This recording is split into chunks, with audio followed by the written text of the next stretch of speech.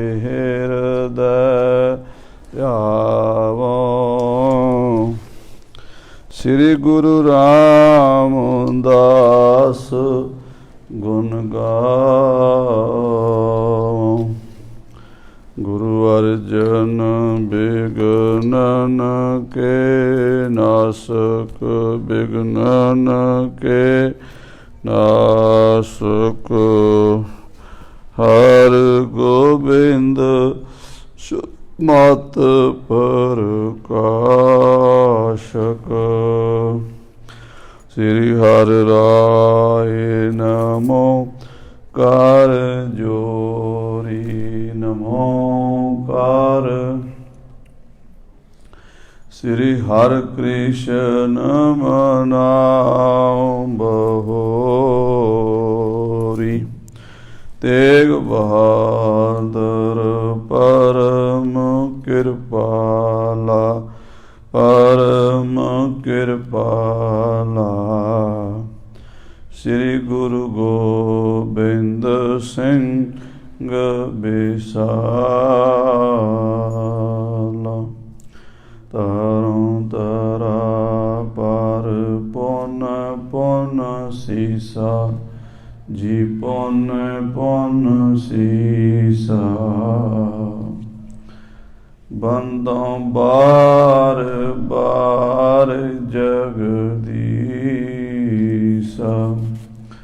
ਏਕ ਓੰਕਾਰ ਸਤਿਗੁਰੂ ਤੇ ਪ੍ਰਸਾਦ ਸਚ ਹੋਏ। ਵਾਹਿਗੁਰੂ ਜੀ ਕੀ ਫਤਿਹ ਹੈ, ਬਿਘਨ ਬਿਨਾਸਨ ਸੋਏ। ਜਿਸ ਮੈਂ ਅੰਮ੍ਰਿਤ ਗਿਆਨ ਹੈ, ਮਾਣਕ ਭਗਤ ਵੈਰਾਗ। ਗੁਰੂ ਗ੍ਰੰਥ ਸਾਹਿਬ ਉਦਦ, ਬੰਦੋਂ ਕਰ ਅਨੁਰਾਗ। ਕਹਾਂ ਬੁੱਧ ਪ੍ਰਭ ਤੁਛ ਹਮਾਰੀ, ਬਰਨ ਸਕੈ ਮਹਿਮਾ ਜੋ ਤਿਹਾਰੀ। ਹਮ ਨਾ ਸਕਤ ਕਰ ਸਿਫਤ ਤੁਮਾਰੀ, आप लिहो तुम कथा सुधार। हम ना सकत कर सिफत तुम्हारी, आप लिहो तुम कथा सुधारी।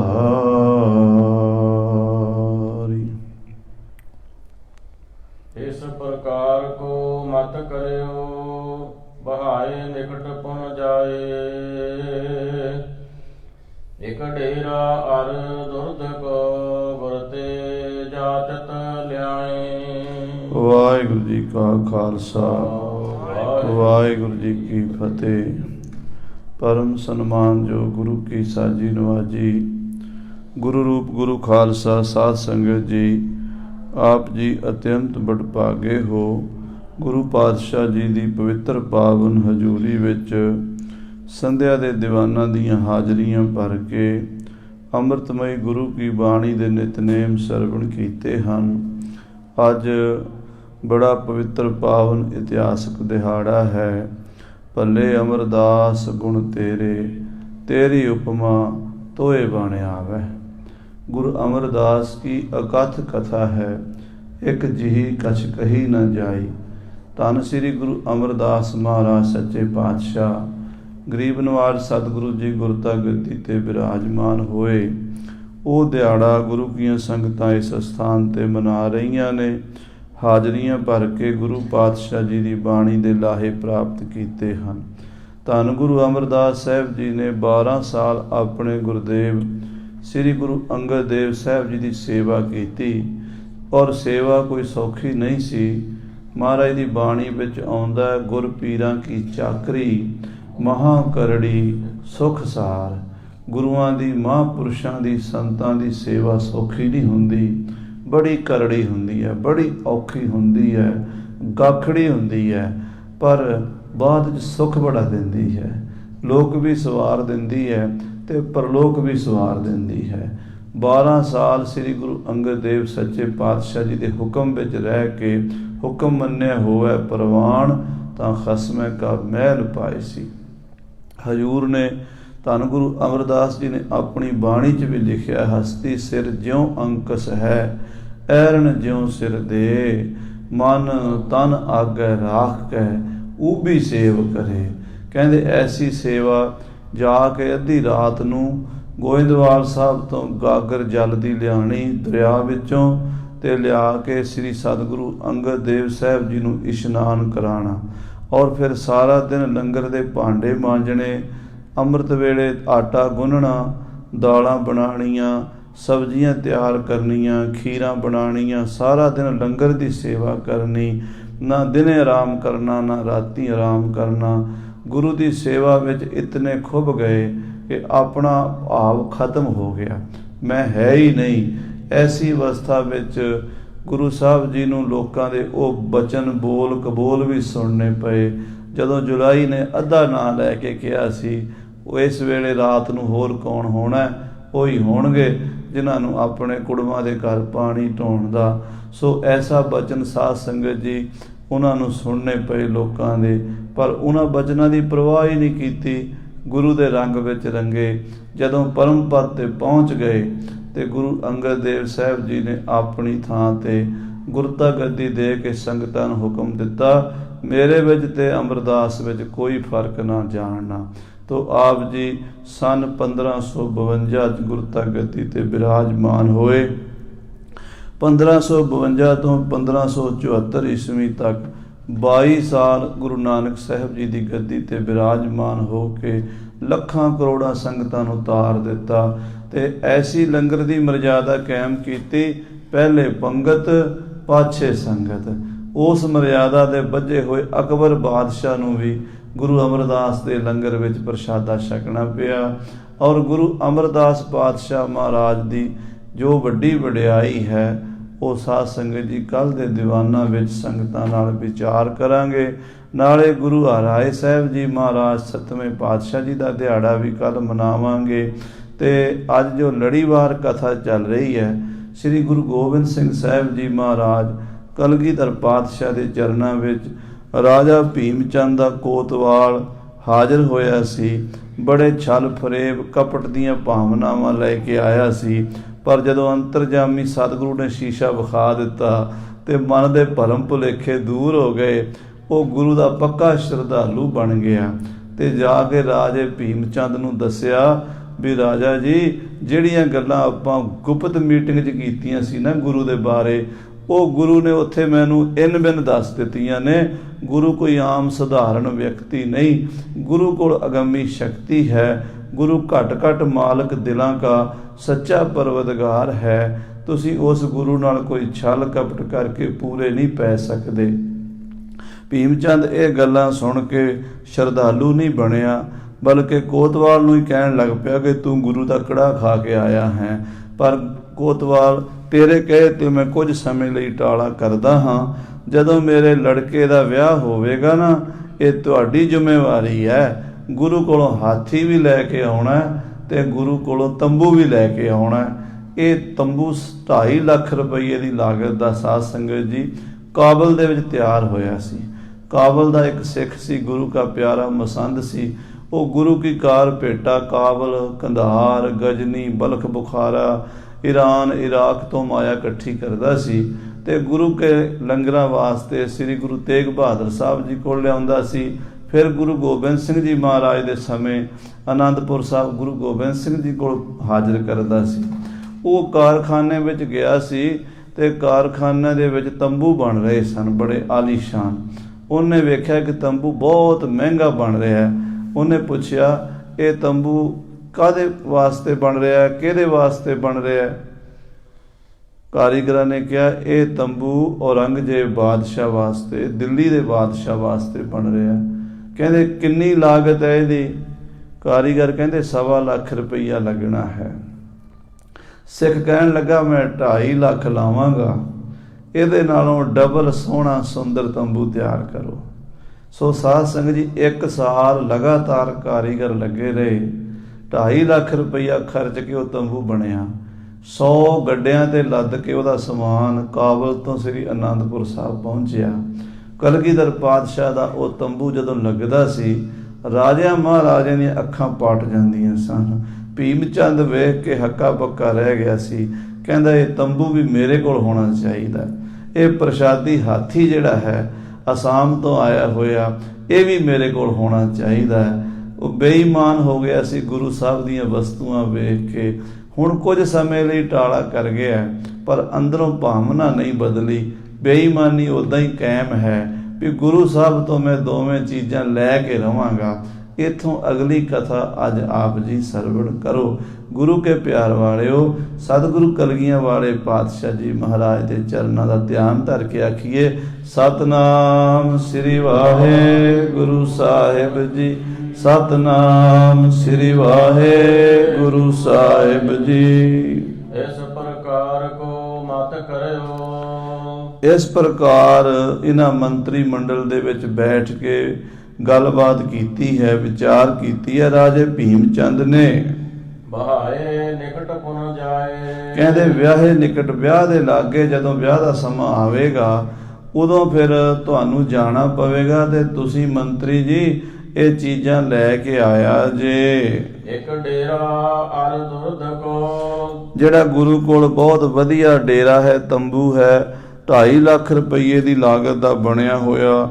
ਉਹ ਆਲੀਸ਼ਾਨ ਤੰਬੂ, ਬਹੁਤ ਵੱਡਾ ਕੀਮਤੀ ਤੰਬੂ ਲੈ ਕੇ ਆਇਆ ਜੇ। ਤੇ ਇੱਕ ਪ੍ਰਸ਼ਾਦੀ ਹਾਥੀ ਗੁਰੂ ਕੋਲੋਂ ਲੈ ਕੇ ਆਇਆ ਜੇ। ਗੁਰ ਤੇ ਜਾਚਤ ਲਿਆਏ। ਇਹ ਤੁਹਾਡੀ ਡਿਊਟੀ ਹੈ। ਹੁਣ ਮੈਂ ਤੁਹਾਡੇ ਆਖੇ ਚੁੱਪ ਕਰ ਜਾਣਾ, ਨਹੀਂ ਤਾਂ ਮੈਂ ਗੁਰੂ ਨਾਲ ਜੰਗ ਕਰਕੇ ਵੀ ਲੈ ਆਉਣੀਆਂ ਸੀ, ਚੀਜ਼ਾਂ ਖੋਹ ਕੇ ਲਿਆਉਣੀਆਂ ਸੀ। ਪਰ ਤੁਸੀਂ ਕਹਿੰਦੇ ਹੋ ਜੇ ਲੜਾਈ ਦਾ ਮੌਕਾ ਨਹੀਂ, ਤਾਂ ਮੈਂ ਤੁਹਾਡੇ ਕਹੇ ਤੇ ਟਾਲਾ ਕਰਦਾ। ਹੁਣ ਤੁਹਾਡੀ ਜ਼ਿੰਮੇਵਾਰੀ ਹੈ ਵੀ ਗੁਰੂ ਕੋਲੋਂ ਦੋਵੇਂ ਚੀਜ਼ਾਂ ਲਿਆ ਕੇ ਮੈਨੂੰ ਦੇਣੀਆਂ ਹਨ। ਭੀਮ ਚੰਦ ਇਮ ਟਰ ਕੁਛ ਰਹਿਓ। ਥੋੜੇ ਸਮੇਂ ਲਈ ਰਾਜਾ ਭੀਮ ਚੰਦ ਟਲ ਗਿਆ। ਉਹਨੇ ਆਪਣਾ ਮੌਕਾ ਵੇਖਿਆ, ਕਿਉਂਕਿ ਉਹਦੇ ਪੁੱਤਰ ਦੇ ਸ਼ਗਨ ਪੈਣ ਵਾਲੇ ਸਨ। ਫਿਰ ਥੋੜੇ ਸਮਿਆਂ ਬਾਅਦ ਵਿਆਹ ਹੋਣਾ ਸੀ। ਕਹਿੰਦਾ ਜੀ ਚਲੋ ਸ਼ਗਨ ਦੇ ਸਮੇਂ ਤਾਂ ਗੁਰੂ ਨੇ ਮੈਨੂੰ ਮੰਗੀਆਂ ਚੀਜ਼ਾਂ ਨਹੀਂ ਦਿੱਤੀਆਂ, ਪਰ ਵਿਆਹ ਦੇ ਸਮੇਂ ਮੈਂ ਜ਼ਰੂਰ ਮੰਗਾਂਗਾ। ਵਿਆਹ ਪ੍ਰਤੀਕਤ ਆਨੰਦ ਲਹਿਓ। ਵਿਆਹ ਦੀ ਉਡੀਕ ਵਿੱਚ ਲੱਗ ਗਿਆ ਰਾਜਾ ਭੀਮ ਚੰਦ ਪਹਾੜੀਆ। ਇਤ ਕਲਗੀ ਧਰ ਕਰਹਿ ਬਿਲਾਸਾ। ਇਧਰ ਸ੍ਰੀ ਗੁਰੂ ਗੋਬਿੰਦ ਸਿੰਘ ਸਾਹਿਬ ਆਪਣੀ ਲੀਲਾ ਕਰ ਰਹੇ ਹਨ। ਰੋਜ਼ ਦੀਵਾਨ ਲੱਗਦੇ ਹਨ, ਕੀਰਤਨ ਹੁੰਦਾ ਹੈ, ਕਥਾ ਹੁੰਦੀ ਹੈ, ਗੁਰੂ ਕੇ ਲੰਗਰ ਚੱਲਦੇ ਹਨ, ਬਾਣੀ ਦੇ ਪ੍ਰਵਾਹ ਚੱਲਦੇ ਹਨ। ਜਿੱਥੇ ਭਜਨ ਬੰਦਗੀ ਹੁੰਦੀ ਹੈ ਉੱਥੇ ਸ਼ਸਤਰ ਵਿਦਿਆ ਦਾ ਵੀ ਅਖੰਡ ਅਭਿਆਸ ਹੁੰਦਾ ਹੈ। ਸ਼ਾਸਤਰਨ ਕੋ ਨਿਤ ਹੋਏ ਅਭਿਆਸਾ। ਸ਼ਸਤਰਾਂ ਦਾ ਲਗਾਤਾਰ ਅਭਿਆਸ ਹੁੰਦਾ। ਲਗਾਤਾਰ ਗੁਰੂ ਗੋਬਿੰਦ ਸਿੰਘ ਸਾਹਿਬ ਕਈ ਘੰਟੇ ਤੀਰ ਅੰਦਾਜ਼ੀ ਕਰਦੇ ਹਨ, ਘੋੜ ਸਵਾਰੀ ਕਰਦੇ ਹਨ, ਨੇਜਾਬਾਜ਼ੀ ਕਰਦੇ ਹਨ, ਢਾਲ ਤਲਵਾਰ ਬੰਦੂਕ ਆਦਿਕ ਸ਼ਸਤਰ ਚਲਾਣੇ ਸਿੱਖਾਂ ਨੂੰ ਸਿਖਾਉਂਦੇ ਹਨ। ਦਿਨ ਪ੍ਰਤ ਰਾਖੈ ਆਯੁਧ ਧਾਰੀ। ਔਰ ਦਿਨੋਂ ਦਿਨ ਆਪਣੇ ਕੋਲ ਚੰਗੇ ਸ਼ਸਤਰ ਧਾਰੀ ਨੌਜਵਾਨ ਫੌਜ ਵਿੱਚ ਭਰਤੀ ਕਰਦੇ ਹਨ। ਗੁਰੂ ਕੀ ਫੌਜ ਦੇ ਵਿੱਚ ਵਾਧਾ ਹੁੰਦਾ ਜਾ ਰਿਹਾ ਹੈ। ਮਾਝੇ ਤੋਂ, ਮਾਲਵੇ ਤੋਂ, ਦੁਆਬੇ ਤੋਂ, ਪੁਆਧ ਤੋਂ, ਪੋਠੋਹਾਰ ਤੋਂ, ਲੰਮੇ ਦੇਸ਼ ਤੋਂ, ਨੱਕੇ ਦੇਸ਼ ਤੋਂ, ਕਸ਼ਮੀਰ ਤੋਂ, ਉੱਤਰ ਤੋਂ, ਦੱਖਣ ਤੋਂ, ਪੂਰਬ ਤੋਂ, ਪੱਛਮ ਤੋਂ ਨੌਜਵਾਨ ਆ ਕੇ ਗੁਰੂ ਦੀ ਫੌਜ ਵਿੱਚ ਭਰਤੀ ਹੋ ਰਹੇ ਹਨ। ਮਹਾ ਸੋਢ ਜੇ ਜੰਗ ਮਝਾਰੀ। 6 ਫੁੱਟੇ 7 ਫੁੱਟੇ ਜਵਾਨ, ਬੜੇ ਕਦਾਵਰ ਯੋਧੇ, ਜਿਨ੍ਹਾਂ ਦੀ ਉਮਰ ਕਿਸੇ ਦੀ 16 ਸਾਲ ਹੈ, ਕਿਸੇ ਦੀ 18 ਸਾਲ ਹੈ, ਕੋਈ 20-22 ਸਾਲਾਂ ਦਾ ਹੈ। ਇਹੋ ਜਿਹੇ ਨੌਜਵਾਨ ਗੱਭਰੂ ਗੁਰੂ ਦੇ ਫੌਜ ਵਿੱਚ ਆ ਕੇ ਭਰਤੀ ਹੁੰਦੇ ਨੇ। ਕੋਈ ਚੰਗਾ ਤੀਰ ਅੰਦਾਜ਼ ਹੈ ਤੇ ਕੋਈ ਬੰਦੂਕ ਦੇ ਨਾਲ ਵਧੀਆ ਨਿਸ਼ਾਨਾ ਲਾਉਂਦਾ ਹੈ, ਕੋਈ ਚੱਕਰ ਦੇ ਨਾਲ ਦੁਸ਼ਮਣ ਦਾ ਸਿਰ ਉਡਾ ਸਕਦਾ ਹੈ, ਕੋਈ ਢਾਲ ਤਲਵਾਰ ਦੀ ਵਿਦਿਆ ਦਾ ਨਿਪੁੰਨ ਮਾਹਰ ਹੈ। ਇਦਾਂ ਦੇ ਯੋਧੇ ਕਲਗੀਆਂ ਵਾਲੇ ਪਾਤਸ਼ਾਹ ਨੇ ਭਰਤੀ ਕਰ ਲਏ ਹਨ। ਤੋਮਰ ਤੀਰ ਤੁਪਕ ਚਲੇ ਵਾਵੇਂ। ਬਰਛੇ, ਤੀਰ, ਬੰਦੂਕਾਂ ਗੁਰੂ ਸਾਹਿਬ ਆਪਣੇ ਯੋਧਿਆਂ ਨੂੰ ਚਲਾਣੀਆਂ ਸਿਖਾਉਂਦੇ ਹਨ। ਬ੍ਰਿੰਦ ਤੁਰੰਗ ਮਮੋਲ ਅਨਾਵੇ। ਔਰ ਬੜੇ ਚੰਗੇ ਜੰਗੀ ਘੋੜੇ ਮੁੱਲ ਗੁਰੂ ਸਾਹਿਬ ਜੀ ਮੰਗਵਾਉਂਦੇ ਹਨ। ਭਈ ਕਲਮ ਜਾਰੀ ਭਟ ਰਾਖੇ। ਗੁਰੂ ਸਾਹਿਬ ਜੀ ਦੀ ਕਲਮ ਜਾਰੀ ਹੋ ਗਈ ਹੈ। ਕਲਮ ਜਾਰੀ ਦਾ ਮਤਲਬ ਹੁੰਦਾ ਫੌਜ ਦੀ ਭਰਤੀ ਹੋਣੀ। ਜਿਵੇਂ ਅੱਜ ਕੱਲ੍ਹ ਮਿਲਟਰੀ 'ਚ ਭਰਤੀ ਖੁੱਲ੍ਹ ਜਾਂਦੀ ਹੈ ਤੇ ਸਰਕਾਰ ਉਹ ਅਖਬਾਰਾਂ ਦੇ ਵਿੱਚ ਟੀਵੀ ਉੱਤੇ ਰੇਡੀਓ 'ਤੇ ਖਬਰ ਦਿੰਦੀ ਹੈ ਵੀ ਮਿਲਟਰੀ ਦੀ ਭਰਤੀ ਹੋ ਰਹੀ ਹੈ, ਨੌਜਵਾਨ ਆ ਕੇ ਆਪਣਾ ਨਾਂ ਲਿਖਾ ਦਿਓ। ਉਹ ਪੁਰਾਣੇ ਜ਼ਮਾਨੇ 'ਚ ਉਹਨੂੰ ਕਹਿੰਦੇ ਸੀ ਕਲਮ ਜਾਰੀ, ਯਾਨੀ ਕਲਮ ਦੇ ਨਾਲ ਨਾਂ ਲਿਖਿਆ ਜਾਂਦਾ ਹੈ। ਅੱਜ ਕੱਲ੍ਹ ਤਾਂ ਫੋਟੋਆਂ ਖਿੱਚ ਲੈਂਦੇ ਨੇ, ਉਦੋਂ ਚਿਹਰਾ ਲਿਖਿਆ ਜਾਂਦਾ ਸੀ, ਕਿੰਨਾ ਲੰਮਾ ਹੈ, ਕਿੰਨਾ ਜਵਾਨ ਹੈ, ਰੰਗ ਕਾਲਾ ਹੈ, ਗੋਰਾ ਹੈ, ਸਾਂਵਲਾ ਹੈ, ਕਣਕ ਬਿੰਨਾ ਹੈ, ਨੈਣ ਨਕਸ਼ੇ ਕਿੱਦਾਂ ਦੇ ਨੇ, ਅੱਖਾਂ ਕਿੱਦਾਂ ਦੀਆਂ ਨੇ, ਛਾਤੀ ਕਿੰਨੀ ਚੌੜੀ ਹੈ, ਕੱਦ ਕਿੰਨਾ ਉੱਚਾ ਹੈ, ਇਹ ਲਿਖਿਆ ਜਾਂਦਾ। ਉਦੋਂ ਲਿਖਦੇ ਸਨ, ਗੁਰੂ ਸਾਹਿਬ ਵੀ ਲਿਖਦੇ ਸਨ ਜਵਾਨਾਂ ਦਾ, ਵੀ ਕਿਹੜੇ ਪਿੰਡ ਦਾ ਹੈ, ਪਿਓ ਦਾ ਨਾਂ ਕੀ ਹੈ, ਦਾਦੇ ਦਾ ਨਾਂ ਕੀ ਹੈ। ਫੌਜ ਵਿੱਚੋਂ ਸਿਪਾਹੀ ਭੱਜ ਜਾਵੇ, ਫੜ ਕੇ ਵੀ ਵਾਪਸ ਲਿਆਉਣਾ ਪੈਂਦਾ। ਅੱਜ ਕੱਲ੍ਹ ਵੀ ਮਿਲਟਰੀ 'ਚ ਇਹ ਥੋੜ੍ਹਾ ਵੀ ਨਾਂ ਲਿਖਾਓ, ਲੜਾਈ ਦੇ ਸਮੇਂ ਭੱਜ ਜਾਓ, ਭੱਜਣ ਥੋੜ੍ਹਾ ਦਿੰਦੀ ਹੈ ਮਿਲਟਰੀ। ਅਤੇ ਗੁਰੂ ਸਾਹਿਬ ਸੱਚੇ ਪਾਤਸ਼ਾਹ ਨੇ ਵੀ ਉਸੇ ਸਿਸਟਮ ਦੇ ਨਾਲ ਭਰਤੀ ਸ਼ੁਰੂ ਕੀਤੀ ਹੈ। ਨੌਜਵਾਨਾਂ ਦੇ ਨਾਂ ਲਿਖੇ ਜਾਂਦੇ ਆ, ਉਹਨਾਂ ਦੇ ਮਾਂ ਪਿਓ ਦਾਦੇ ਪੜਦਾਦਿਆਂ ਦੇ ਨਾਂ ਲਿਖੇ ਜਾਂਦੇ ਆ, ਪਿੰਡਾਂ ਦੇ ਨਾਂ ਲਿਖੇ ਜਾਂਦੇ ਆ, ਉਹਨਾਂ ਦੀ ਹਾਈਟ ਕਿੰਨੀ ਹੈ, ਉਹਨਾਂ ਦਾ ਰੰਗ ਕਿੱਦਾਂ ਦਾ ਹੈ, ਨੈਣ ਨਕਸ਼ੇ ਕਿੱਦਾਂ ਦੇ ਹਨ, ਉਹ ਸਾਰਾ ਚਿਹਰਾ ਲਿਖਿਆ ਜਾਂਦਾ ਹੈ। ਬਿਦਤੀ ਜਗਤ ਗੁਰੂ ਰਣ ਕਾਠੇ। ਇਹ ਗੱਲ ਹੁਣ ਸਾਰੇ ਪਾਸੇ ਪਸਰ ਗਈ ਵੀ ਗੁਰੂ ਗੋਬਿੰਦ ਸਿੰਘ ਫੌਜ ਭਰਤੀ ਕਰ ਰਹੇ ਨੇ। ਜਿੰਨੇ ਜਵਾਨ ਭਰਤੀ ਹੋਣਾ ਚਾਹੁੰਦੇ ਨੇ ਉਹ ਆ ਜਾਓ ਭਾਈ, ਗੁਰੂ ਦੀ ਫੌਜ ਵਿੱਚ ਭਰਤੀ ਹੋਵੋ। ਇਹ ਗੱਲ ਵੀ ਨਾਲ ਸ਼ੋਅ ਹੋ ਗਈ ਵੀ ਗੁਰੂ ਗੋਬਿੰਦ ਸਿੰਘ ਜੰਗ ਦੀ ਇੱਛਾ ਰੱਖਦੇ ਨੇ ਤੇ ਆਉਣ ਵਾਲੇ ਸਮੇਂ 'ਚ ਗੁਰੂ ਨੇ ਲੜਾਈਆਂ ਲੜਨੀਆਂ ਨੇ। ਜਿਹੜੇ ਹੌਸਲੇ ਵਾਲੇ ਨੌਜਵਾਨ ਸਨ, ਕੋਈ 15 ਸਾਲਾਂ ਦਾ, ਕੋਈ 16 ਸਾਲਾਂ ਦਾ, ਕੋਈ 18 ਸਾਲਾਂ ਦਾ, ਕੋਈ 22 ਸਾਲਾਂ ਦਾ, ਉਹ ਆ ਕੇ ਕਲਗੀਆਂ ਵਾਲੇ ਪਾਤਸ਼ਾਹ ਦੀ ਫੌਜ 'ਚ ਭਰਤੀ ਹੋਣ ਲੱਗੇ ਹਨ। ਉਹ ਬਰਛੇ, ਬੰਦੂਕਾਂ ਤੇ ਤਲਵਾਰਾਂ, ਤੀਰ ਕਮਾਨਾਂ ਦੇ ਨਾਲ ਲੈਸ ਹੋ ਕੇ ਰਹਿੰਦੇ ਹਨ। ਬ੍ਰਿੰਦ ਮਸੰਦ ਬਿਲੰਦ ਆਤੰਕ। ਗੁਰੂ ਕੇ ਖਾਲਸੇ ਵਿੱਚ, ਗੁਰੂ ਕੀਆਂ ਫੌਜਾਂ ਵਿੱਚ ਤਾਂ ਬੜਾ ਉਤਸ਼ਾਹ ਹੈ, ਪਰ ਜਿਹੜੇ ਗੁਰੂ ਘਰ ਦੇ ਮਸੰਦ ਹਨ, ਗੁਰੂ ਘਰ ਦੇ ਜ਼ਿੰਮੇਵਾਰ ਵਿਅਕਤੀ ਹਨ, ਉਹਨਾਂ ਦੇ ਮਨ 'ਚ ਡਰ ਬੈਠ ਗਿਆ ਹੈ। ਉਹਨਾਂ ਨੂੰ ਰਾਤਾਂ ਨੂੰ ਨੀਂਦ ਨਹੀਂ ਆਉਂਦੀ। ਮਸੰਦਾਂ ਦੀ ਤਾਂ ਵਿਚਾਰਿਆਂ ਦੀ ਨੀਂਦ ਹਰਾਮ ਹੋ ਗਈ ਹੈ। ਧੁੰਦਬ ਪਰੇ ਰਹੇ ਚਿਤ ਸ਼ੰਕ। ਜਦੋਂ ਨਗਾਰਾ ਵੱਜਿਆ ਰਣਜੀਤ, ਉਸ ਦਿਨ ਤੋਂ ਬਾਅਦ ਤਾਂ ਮਸੰਦਾਂ ਨੂੰ ਹਰ ਵੇਲੇ ਡਰ ਲੱਗਦਾ ਰਹਿੰਦਾ, ਹੁਣ ਪਤਾ ਨਹੀਂ ਕੀ ਬਣੇਗਾ, ਹੁਣ ਕੀ ਹੋਵੇਗਾ। ਅਸੀਂ ਤਾਂ ਰੋਕਦੇ ਸੀ ਗੁਰੂ ਸਾਹਿਬ ਨਗਾਰਾ ਨਾ ਵਜਾਓ, ਕਿਉਂਕਿ ਜਦੋਂ ਨਗਾਰਾ ਵੱਜਦਾ ਹੈ ਨਾ, ਉਦੋਂ ਦੁਸ਼ਮਣ ਦਾ ਦਿਲ ਧੜਕਦਾ ਹੈ। ਜਦੋਂ ਮਹਾਰਾਜ ਸੱਚੇ ਪਾਤਸ਼ਾਹ ਕਲਗੀਆਂ ਵਾਲੇ ਨੇ ਰਣਜੀਤ ਨਗਾਰਾ ਵਜਾਇਆ, 22 ਧਾਰ ਦੀਆਂ ਪਹਾੜੀਆਂ ਕੰਬੀਆਂ, ਦਿੱਲੀ ਤੇ ਲਾਹੌਰ ਦਾ ਤਖਤ ਕੰਬਿਆ। ਸੋ ਗੁਰੂ ਗੋਬਿੰਦ ਸਿੰਘ ਦਾ ਨਗਾਰਾ ਸੁਣ ਕੇ ਕਾਇਰਾਂ ਦਾ ਤੇ ਹਾਰਟ ਹੀ ਫੇਲ ਹੋ ਜਾਂਦਾ, ਉਹਨਾਂ ਨੂੰ ਤਾਂ ਨੀਂਦ ਹੀ ਨਹੀਂ ਆਉਂਦੀ। ਤੇ ਜਿਹੜੇ ਸੂਰਮੇ ਨੇ ਉਹਨਾਂ ਦੇ ਡੋਲੇ ਫਰਕਦੇ ਆ, ਉਹਨਾਂ ਨੂੰ ਚਾਹ ਚੜਿਆ ਰਹਿੰਦਾ। ਜਿਹੜੇ ਮਸੰਦ ਨੇ ਗੁਰੂ ਘਰ ਦੇ ਵਿੱਚ, ਉਹਨਾਂ ਦੀ ਵਿਚਾਰਿਆਂ ਦੀ ਹੁਣ ਨੀਂਦ ਹਰਾਮ ਹੋ ਗਈ ਹੈ। ਸ੍ਰੀ ਗੁਰੂ ਹਰਗੋਬਿੰਦ ਕੇ ਜੰਗ। ਉਹ ਮਸੰਦ ਕੀ ਸੋਚਦੇ ਨੇ, ਕੀ ਗੱਲਾਂ ਕਰਦੇ ਨੇ? ਉਹ ਕਹਿੰਦੇ 6ਵੇਂ ਪਾਤਸ਼ਾਹ ਦਾ ਟਾਈਮ ਅਸੀਂ ਵੇਖਿਆ ਹੈ, ਗੁਰੂ ਹਰਗੋਬਿੰਦ ਸਾਹਿਬ ਨੇ ਬੜੇ ਬੜੇ ਜੰਗ ਲੜੇ ਸੀ। ਸੁਨੇ ਸਮੂਹ ਭਏ ਪਟ ਭੰਗ। ਕਹਿੰਦੇ ਬੜੇ ਬੜੇ ਜਵਾਨ ਉਹਨਾਂ ਲੜਾਈਆਂ 'ਚ ਮਰੇ ਸੀ, ਸ਼ਹੀਦ ਹੋਏ ਸੀ। ਭਾਈ ਲੱਖੂ ਵਰਗੇ, ਭਾਈ ਜੱਟੂ ਵਰਗੇ, ਭਾਈ ਭੱਟੂ ਵਰਗੇ, ਭਾਈ ਜੇਠੇ ਵਰਗੇ, ਕਿੰਨੇ ਹੀ ਸੂਰਮੇ ਸਿੱਖ ਉਹਨਾਂ ਲੜਾਈਆਂ ਵਿੱਚ ਸ਼ਹੀਦ ਹੁੰਦੇ ਰਹੇ ਹਨ। ਕਿੰਨੀਆਂ ਜਾਨਾਂ ਕੀਮਤੀ ਗਈਆਂ ਹਨ। ਜੇ ਦੁਸ਼ਮਣ ਮਰਦਾ ਸੀ ਤੇ ਆਪਣੇ ਵੀ ਤਾਂ ਮਰਦੇ ਸੀ। ਲੜਾਈ ਦੇ ਵਿੱਚ ਦੋਵਾਂ ਪਾਸਿਆਂ ਦਾ ਨੁਕਸਾਨ ਹੁੰਦਾ ਹੈ। ਜਿੱਥੇ ਬੰਦਿਆਂ ਦੀ ਜਾਨੀ ਨੁਕਸਾਨ ਹੁੰਦਾ ਹੈ, ਉੱਥੇ ਪੈਸੇ ਦਾ ਵੀ ਖਰਚਾ ਪਾਣੀ ਦੀ ਤਰ੍ਹਾਂ ਲੜਾਈ ਦੇ ਵਿੱਚ ਪੈਸਾ ਜਾਂਦਾ ਹੈ। ਤੇ ਉਹਦੇ ਦੁੱਖ ਵੀ ਬੜੇ ਹੁੰਦੇ ਹਨ, ਕਲੇਸ਼ ਹੁੰਦੇ ਹਨ। ਸ੍ਰੀ ਗੁਰੂ ਹਰਗੋਬਿੰਦ ਸਾਹਿਬ ਨੂੰ ਅੰਮ੍ਰਿਤਸਰ ਛੱਡਣਾ ਪਿਆ ਸੀ ਤੇ ਹੋਰ ਬੜੇ ਜੰਗ ਯੁੱਧ ਹੋਏ ਸਨ। ਜਿਤ ਕਿਤ ਵਿਚਤ ਠਾਨਤ ਬਾਦੂ। ਤੇ ਗੁਰੂ ਸਾਹਿਬ ਸਾਰੀ ਉਮਰ ਲੜਾਈਆਂ ਵਿੱਚ ਹੀ ਲੰਘ ਗਈ ਸੀ। 6ਵੇਂ ਪਾਤਸ਼ਾਹ ਦੀ ਪਹਿਲਾ ਜੰਗ ਸ੍ਰੀ ਅੰਮ੍ਰਿਤਸਰ ਹੋਇਆ ਸੀ। ਉਹਦੇ ਵਿੱਚ 7000 ਵੈਰੀ ਮੁਖਲਿਸ ਖਾਨ ਲੈ ਕੇ ਆਇਆ ਸੀ। ਗੁਰੂ ਸਾਹਿਬ ਨੇ 7 ਦਾ 7000 ਖਤਮ ਕਰ ਦਿੱਤਾ ਸੀ। ਦੂਜਾ ਜੰਗ ਸ੍ਰੀ ਹਰਗੋਬਿੰਦਪੁਰੇ ਬਿਆਸਾ ਦਰਿਆ ਦੇ ਕੰਢੇ ਤੇ ਹੋਇਆ ਸੀ। 14000 ਫੌਜ ਅਬਦੁਲ ਖਾਨ ਲੈ ਕੇ ਆਇਆ ਸੀ। ਗੁਰੂ ਸਾਹਿਬ ਨੇ ਮਾਰ ਕੇ ਸਾਰੀ ਫੌਜ ਦਰਿਆ 'ਚ ਰੋੜ ਦਿੱਤੀ ਸੀ। ਤੇ ਤੀਜਾ ਜੰਗ ਉਦੋਂ ਹੋਇਆ ਸੀ ਜਦੋਂ ਬਾਬਾ ਬਿਧੀ ਚੰਦ ਜੀ ਘੋੜੇ ਕੱਢ ਕੇ ਲੈ ਆਏ ਸਨ ਕਿਲੇ ਵਿੱਚੋਂ, ਤੇ ਉਹ ਸ੍ਰੀ ਮਹਾਰਾਜ ਪਿੰਡ ਹੈ ਮਾਲਵੇ ਦੇ ਬਠਿੰਡੇ ਦੇ ਇਲਾਕੇ ਵਿੱਚ, ਉੱਥੇ ਛੇਵੇਂ ਪਾਤਸ਼ਾਹ ਨੇ 35,000 ਲਗਭਗ ਤੁਰਕ ਮਾਰਿਆ ਸੀ। ਤੇ ਚੌਥਾ ਜੰਗ ਸ੍ਰੀ ਕਰਤਾਰਪੁਰ ਜਲੰਧਰ ਦੇ ਲਾਗੇ ਹੋਇਆ ਸੀ, ਜਦੋਂ ਪੈਂਦੇ ਖਾਂ ਨਿਮਕ ਹਰਾਮੀ ਹੋ ਗਿਆ ਸੀ ਤੇ ਗੁਰੂ ਸਾਹਿਬ ਨੇ 78,000 ਫੌਜ ਤੁਰਕਾਂ ਦੀ ਮਾਰ ਕੇ ਖਤਮ ਕੀਤੀ ਸੀ।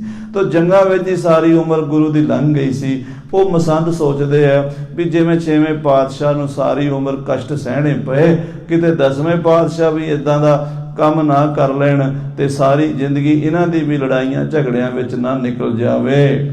ਬਸੈ ਆਨੰਦਪੁਰ ਵਿਖੇ ਸੁਖਾਰੇ। ਅੱਜ ਤੇ ਆਨੰਦਪੁਰ 'ਚ ਸੁਖੀ ਵਸਦੇ ਆ, ਰੌਣਕਾਂ ਲੱਗੀਆਂ ਨੇ, ਕੀਰਤਨ ਹੁੰਦਾ ਹੈ, ਕਥਾ ਹੁੰਦੀ ਹੈ, ਬਾਣੀ ਚੱਲਦੀ ਹੈ, ਲੰਗਰ ਚੱਲਦੇ ਨੇ, ਸੰਗਤਾਂ ਆਉਂਦੀਆਂ ਨੇ, ਮੇਲੇ ਭਰਦੇ ਨੇ। ਤੇ ਜੇ ਗੁਰੂ ਨੇ ਲੜਾਈਆਂ ਛੇੜ ਲਈਆਂ ਤੇ ਮੇਲੇ ਤਾਂ ਨਹੀਂ ਲੱਗਣਗੇ, ਫਿਰ ਸੰਗਤਾਂ ਕਿੱਥੇ ਆਉਣਗੀਆਂ ਡਰਦੀਆਂ ਮਾਰੀਆਂ। ਗੁਰੂ ਘਰ ਦੀ ਆਮਦਨ ਵੀ ਖਤਮ ਹੋ ਜਾਏਗੀ, ਖਰਚਾ ਕਿੱਥੋਂ ਕਰਾਂਗੇ, ਲੜਾਈ ਦਾ ਖਰਚਾ ਵੀ ਪੂਰਾ ਨਹੀਂ ਹੋਣਾ ਤੇ ਬਾਕੀ ਗੁਰੂ ਘਰ ਦੇ ਕੰਮ ਵੀ ਚੱਲਣੇ ਨਹੀਂ। ਇਹ ਗੁਰੂ ਗੋਬਿੰਦ ਸਿੰਘ ਸਾਹਿਬ ਪਤਾ ਨਹੀਂ ਕੀ ਕਰਨ ਲੱਗੇ ਨੇ। ਅਜੇ ਇਹਨਾਂ ਦੀ ਉਮਰ ਛੋਟੀ ਹੈ, ਛੋਟੀ ਉਮਰ ਦੇ ਵਿੱਚ ਇਹਨਾਂ ਨੂੰ ਪਤਾ ਨਹੀਂ ਵੀ ਲੜਾਈ ਦੇ ਨਤੀਜੇ ਕੀ ਹੁੰਦੇ ਨੇ। ਸੰਗਤ ਆਏ ਚਲੀ ਜਗ ਸਾਰੇ। ਕਿਉਂਕਿ ਹੁਣ ਤਾਂ ਸੰਗਤਾਂ ਸਾਰੇ ਪਾਸਿਓਂ ਆ ਰਹੀਆਂ ਨੇ, ਕਸ਼ਮੀਰ ਤੋਂ ਸੰਗਤਾਂ ਆਉਂਦੀਆਂ ਨੇ, ਬੰਗਲਾਦੇਸ਼ ਤੋਂ ਸੰਗਤਾਂ ਆਉਂਦੀਆਂ ਨੇ, ਕਾਬਲ ਕੰਧਾਰ ਤੋਂ ਸੰਗਤਾਂ ਆਉਂਦੀਆਂ ਨੇ, ਦੱਖਣ ਤੋਂ ਸੰਗਤਾਂ ਆਉਂਦੀਆਂ ਨੇ, ਚਾਰੇ ਪਾਸਿਓਂ ਲੱਖਾਂ ਸੰਗਤਾਂ ਗੁਰੂ ਦੇ ਦਰਸ਼ਨ ਲਈ ਆਉਂਦੀਆਂ ਨੇ। ਲੱਖਾਂ ਰੁਪਈਏ ਦੀ ਗੁਰੂ ਘਰ ਆਮਦਨ ਹੈ। ਸਾਡਾ ਮਸੰਦਾਂ ਦਾ ਵੀ ਖਰਚਾ ਪਾਣੀ ਸੋਹਣਾ ਚੱਲਦਾ ਹੈ ਤੇ ਸੰਗਤ ਦਾ ਵੀ ਜੋੜ ਮੇਲਾ ਭਰਦਾ ਹੈ। ਕਿਸ ਕੀ ਚਿੰਤਾ ਨਹੀਂ ਕਿਸ ਰੀਤ। ਕਿਸੇ ਗੱਲ ਦੀ ਅਜੇ ਚਿੰਤਾ ਨਹੀਂ ਹੈ।